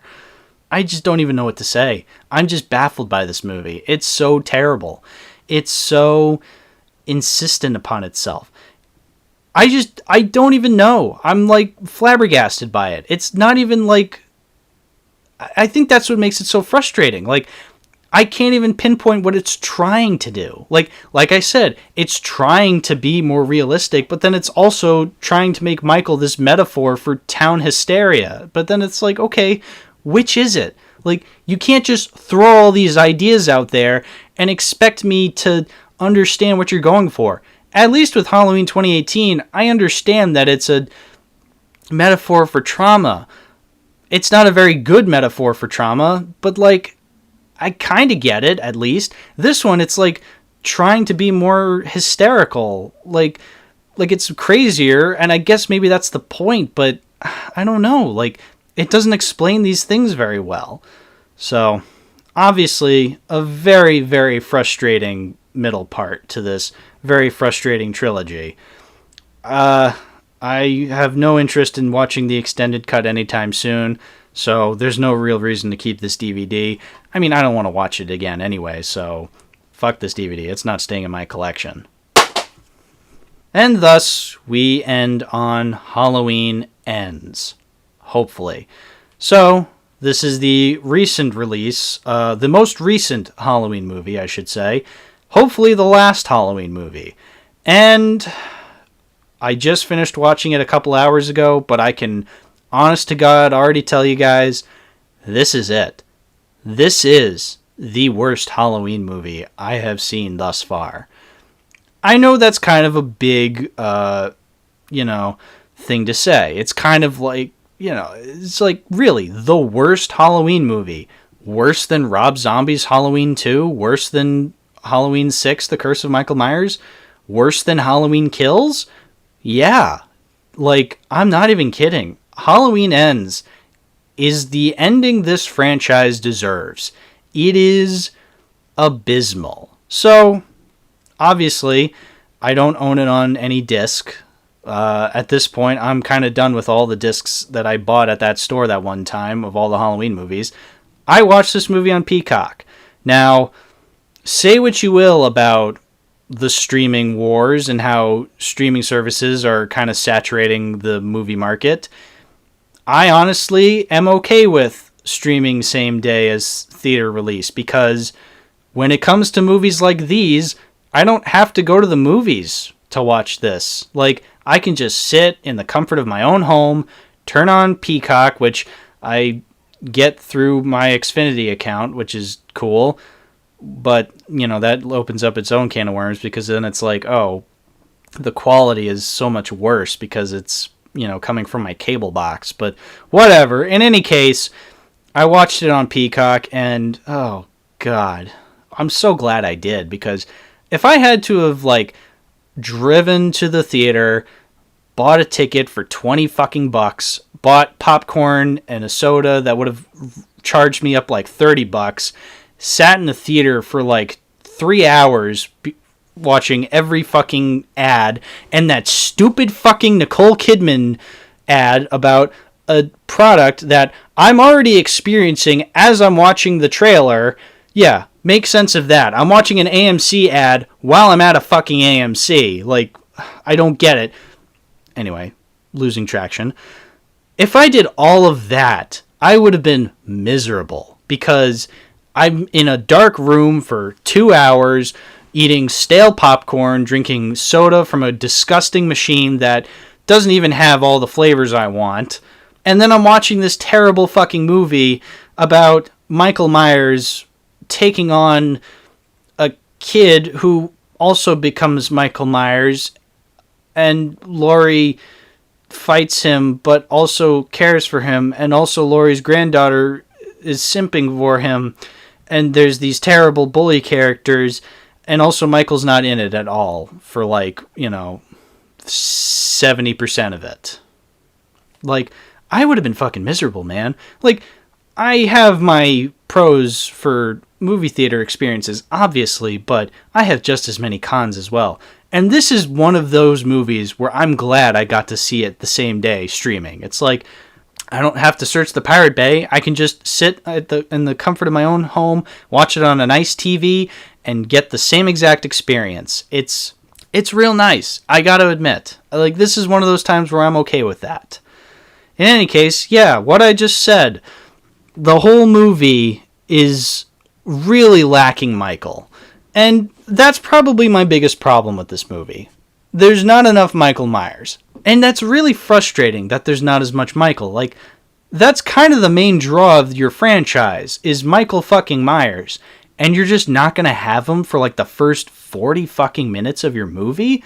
Like, I'll give Rob Zombie's Halloween 2 and Halloween 6, like, they immediately introduced Michael Myers into the story. Like, he was a part of the story. Here, he's kind of an afterthought. Like, this isn't a Michael Myers movie. It's a Corey Cunningham movie. Yeah, so there's this new character named Corey who accidentally kills a kid at the beginning. So he's babysitting this kid, and the kid is a little shit who's just annoying as fuck. So you're like, okay, you know what? I don't mind if this kid actually dies. So what happens is Corey gets locked in a room by the kid. The kid is like mocking him from the outside, and so then Corey kicks down the door, which pushes the kid down the stairs. No, not even down the stairs. He like flips through the banister and falls 2 stories down to the hallway because this is a rich person house, so like it's a lot more open. So of course when a kid falls from the 3rd floor, he smashes into the floor, which it looked really funny when the kid hit the floor, I gotta say. But it's like, really? Like, that's how he died? Like, how close was that closet door to the railing? And how low was that railing where this kid flipped over it? Like, and it's just such a weird scene. And it's like the inciting incident for what happens in the movie, because then Corey gets shunned by society because it's like, oh, he killed this kid while babysitting him. And it's just like, okay, but like, I don't know. Like, the inciting incident in the original Halloween is Michael killing his older sister. But like, we understand how and why that happened because it's filmed in a very clever and creative way. And it's just not edited in a poorly fashion. Like, oh god, it's just so edited poorly because it's just like, oh, he kicks down the door and then all of a sudden you see like the kid's body hit the floor. It's like, what? Like, that's your inciting incident? That's what makes this town hate him? It's like, how would you even fucking visualize that? It's so stupid. Like, there's about a million other ways you could have made this work, and they just went with the dumbest way because of course they fucking did.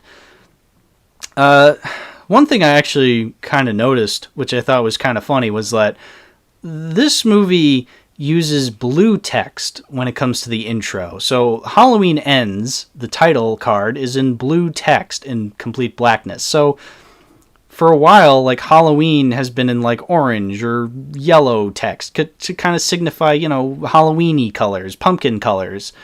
But like, it's blue, which is weird conceptually because that's not really a Halloween color. Like, when you think Halloween, you think blacks, you think oranges, you think reds, dark reds, maybe a bit of green and brown because of the fall aesthetic. But like, blue does not really play a part in the Halloween colors. I mean, sometimes it can work, but like not in the Halloween franchise color scheme.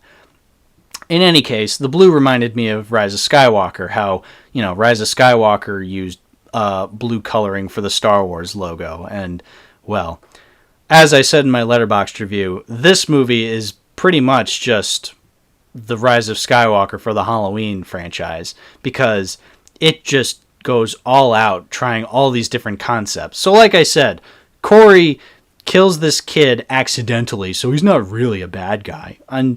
Until he fucking is, when he actually does become a serial killer throughout the movie. It's like, okay, then why did you make the first death accidental? Like, don't you want to show that he has kind of a dark side to him? So, like, maybe he does actually want to hurt the kid, but you make it an accident at the beginning. So then it's like, okay, well then that's not really fitting for his character then later on. Like, whatever.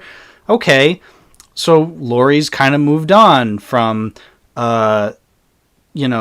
being stalked by Michael until she's not. The town hates her because she is the reason Michael exists until they're not angry at her anymore at the end. It's like, it juggles so much, and it just has so many varying takes on these characters and where they're at in their story arcs. It's like, pick something. Choose something. Do something interesting. Don't just have cliched bully characters. Oh yeah, there's bully characters. So here's another confusing scene. There's these bullies who approach Corey. Corey, meanwhile, is a kid who's college-aged, and these are high school seniors, and they're picking on him, which is really funny. And anyway, they don't recognize that he's the babysitter who killed that kid. Then they do randomly. Then he gets mad when they keep mocking him, and he breaks a bottle of chocolate milk that he was drinking, which he only gets on himself, and he cuts himself. But then the bullies get mad at him like they got chocolate milk on them, but he didn't. Like, it doesn't show any chocolate milk getting on them, but they still push him over. And so then Laurie sees and is like, hey, assholes, break it up. And then those bullies immediately recognize Laurie and call her a freak and mock her. And I'm sorry, what? Like, these are not real people. Like, who says that? Who sees a person who was almost killed and is just like, oh, fuck you, lady, you freak show? It's just like, what? Like, what psychopaths are these kids? Who are these kids? Like, they just come out of nowhere and they're just purely antagonistic for the sake of seeming like assholes. I hate that in movies. Stop making bullies just these irredeemable douchebags. Like, make them, I don't know, kids. Kids are shitty, I get it, but they're not, like, awful. This is obvious. This is such typical bully writing from people who clearly were never bullied as kids. It's so obvious. Anyway, then there's some romance between Corey and Allison, Laurie's granddaughter.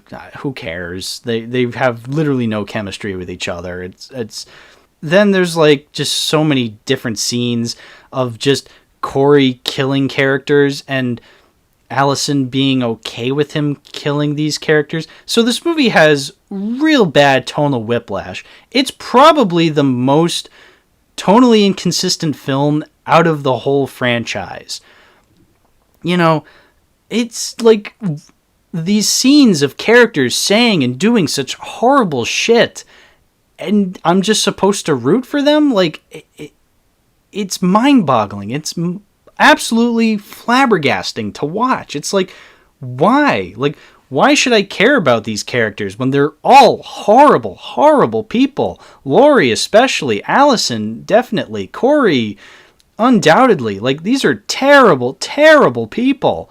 They just say and do these awful things, and I guess they're not cliched bullies, so I guess maybe I should root for them. But then Corey's a serial killer by the end. It's like, okay, what was the point of him? Like, why was he in this movie just to be not Michael Myers? Like, I don't get it. Like, is he supposed to be like an interesting character fallen from grace? Because he's not. Like, I really don't care for Corey. I think he's a bland piece of cardboard. As is Allison. As is every character in this movie. As is Michael Myers. He's a very one-note character. And yet, I don't know, at least he does shit. At least he fucking stabs people. Like, give me more of that. In any case, yeah, this has such bad tonal whiplash. Michael is living in the sewers now, for some reason. And Corey finds him. And this is when the movie really starts to go crazy. So, as I said, Corey does eventually become Michael Myers-esque because he, like, dons the mask and stabs people. But even before that, like, so at first I thought, oh, he finds Michael and then Michael lets him go. And you think, oh, are they going to do a psychic connection thing like they did with Halloween's 4 and 5? Where, like, you know, the reason he's killing somebody is because he's possessed by Michael Myers' spirit. But no, because Michael Myers is still killing. So then it's like, okay, then there's a scene where, like, he lures some douchebag who was hitting on Allison earlier, and he lures him into the sewer so then he can get killed by Michael. It's like, okay, so now Michael's like this. So now it's essentially Little Shop of Horrors. Like, Corey is Seymour, Michael is Audrey 2, and you're just luring these douchebags in to be killed by Michael Myers. It's like, okay, that's stupid, but it could probably work. But then no, he lures him in to the sewer so then Michael can stab him, and then Corey audibly says, "Teach me," to Michael, as in to say, Michael, teach me how to become a serial killer. I'm going to repeat that. Corey wants Michael to teach him how to be a serial killer. I'm not making that up. That is a real plot point in this Hollywood movie. A main character wants Michael fucking Myers to teach him how to be a fucking killer. In this movie that also wants Laurie to have closure with her trauma, they want a main character to be taught by the guy who made Laurie experience this trauma. You see what I mean when I say these movies are trying like a billion different things and not a single one of them works? Like, what does this movie want to be? Does it want to be like the 2018 movie where it's like trying to be allegorical for trauma and PTSD? Does it want to be just like this crazy hysterical movie about Haddonfield being a bunch of assholes? Does it want to be a passing of the torch movie where then Corey becomes the new Michael Myers even though he dies at the end? It's like, what is this movie? Like, what is its goal? What is it trying to be?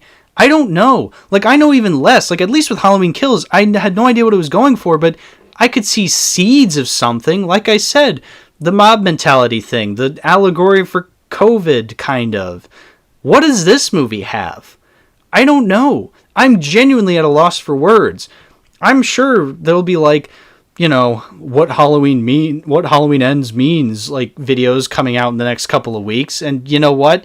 I don't care, because you could explain every nitty-gritty detail about what this movie represents. It's not going to matter. Like, it's just so stupid that you're trying to make this simple independent slasher film from the 70s into a modern-day metaphor. I don't care. Stop trying to make it something that it's not. Let it be this simple slasher film from the 70s. Like, that's it. Maybe it had some aspects of allegory and metaphor to it, but that wasn't the main thing. Like, Michael Myers was not an allegory for something. He was just some killer. In any case, Michael dies in this movie because he has a final showdown with Laurie. You know, final showdown, I should put in air quotes, because we've seen this before. It's essentially just H2O, except Jamie Lee Curtis is now much older. And it's not in a private high school, it's instead in some kitchen. Ooh, what a battleground for these two titans. A fucking kitchen.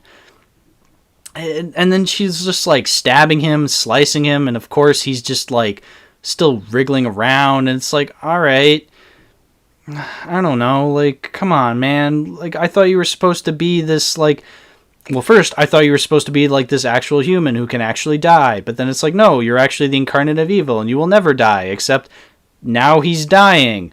Which is it, movie? Can we please just come to one conclusion with Michael fucking Myers? You're kind of making him lamer and lamer as these movies go on. Then he's dead for real, and they tie him to the top of a car and parade him through the town, and everyone starts following and cheering, and it's like, really? Like, are the kids going to be okay with seeing a dead fucking body, like, tied to a car and then chopped up in a car compactor? Yeah, they bring him to a car compactor and they chop up his body. It's just like, oh god, if I saw this as a kid, I'd be fucking terrified. I'd be fucking mortified if my town had like a couple kills and then they just like took the guy and just fucking incinerated him. Like, I'd be fucking mortified. Like, yeah, it'd be nice. It's like, great, justice has been served, kind of. But like, oh god, it's just, why would you show that? That's so stupid. Whatever. I guess this is conclusive because the movie is called Halloween Ends, and that's what makes it conclusive. But like I said, you know, H2O ended with him getting his head chopped off. Halloween 2 ended with him burning alive. He still came back. I don't know how this is gonna be, like, conclusive enough. Like, unless you just straight up stop. In which case, I hope they stop. But in terms of it actually being a conclusion, it's lame because we don't care. I don't care for Laurie. I don't care for Michael. I don't care for all these characters. Because continuing the story in any way, shape, or form after the original is just nonsense. It doesn't make any sense to keep it going. So now you're coming to this conclusion when, like, I don't know, it doesn't feel all that finite. Like, it's just another conclusion. This is what I mean when I say it's the Rise of Skywalker for Halloween movies. Like, Rise of Skywalker was a terrible finale for the Skywalker saga. Like, nothing about it screamed finale for these movies. You know what was a great finale? Return of the Jedi. That was a great finale. That was a great way to end things off. So, by just saying this is the last one, just because you say it's the last one does not make it a good finale. Like, I'm sorry. So, sorry if I sound like an asshole, but like anybody really cares. Nobody likes this fucking movie. And anybody who tries to say it's like, oh, it's weird, it's kind of funny, it's like, no, there's funnier, weirder Halloween sequels than this. Alright? The choices this movie makes are stupid. The choices that Halloween 5 and Resurrection make, mwah, chef's kiss. Hilarious. For those of you who think Halloween Ends is like some crazy, stupid movie, it's not. It's just dumb and boring. Like, you want to know funny, stupid movies in the Halloween franchise? Halloween 5, Halloween Resurrection. Like, those are funny fucking movies. Nothing in this movie tops Cookie Woman. I'm sorry. It doesn't. Cookie Woman also has the advantage because it won this week's Hunger Games. Little plug there. Go watch our Hunger Games streams. In any case, I'm done talking about Halloween Ends. There's just nothing left for me to say. It's a dumb, stupid fucking movie. I will say this. It is the finale this franchise deserves. It is stupid and nonsensical and goes out on such a sour and resounding meh. And you know what? I'm glad that it does, because fuck this franchise and fuck this movie. I never want it on Blu-ray or DVD. Stay it the hell away from my collection. I will never, ever, ever want to witness its awfulness ever again. And that's that.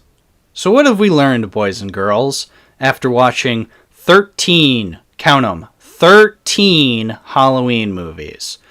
Well, in some ways, it's not the worst franchise I've ever had to sit through. And in other ways, it kind of is. Like, I don't hate some of these movies. Some of these movies I actually quite enjoyed. I will actually admit that some of them I would honestly watch again. But some of them are so terrible and so mind-numbingly annoying that I just am shocked that any sort of studio had any idea what they were doing was a good one, because it's so mind-boggling. I guess to wrap up this little 3-part series, let me just say my rankings of all the Halloween movies. So obviously my favorite one has to be the original because it's the only good one. And in terms of the sequels, I would say Season of the Witch, then 2, then The Revenge of Michael Myers, then Resurrection, then The Return of Michael Myers, then the 2018 movie, then the first Rob Zombie movie, then H2O, then Kills, then The Curse of Michael Myers, then Rob Zombie 2, and finally, rounding off as the last and least liked Halloween movie, in my opinion, Halloween Ends, being the complete, absolute worst. I am exhausted. I am sick and tired of Halloween as a franchise. I never want to watch it again until I do. So, be on the lookout for more episodes of the podcast if and when I get to making them. But thank you all for joining me on this journey throughout all the movies with Michael Myers. There were some good ones, some bad ones, but overall, happy Halloween. Don't get killed by Michael Myers, or else the boogeyman will come and get you. Ooh. Alright, I need to lie down.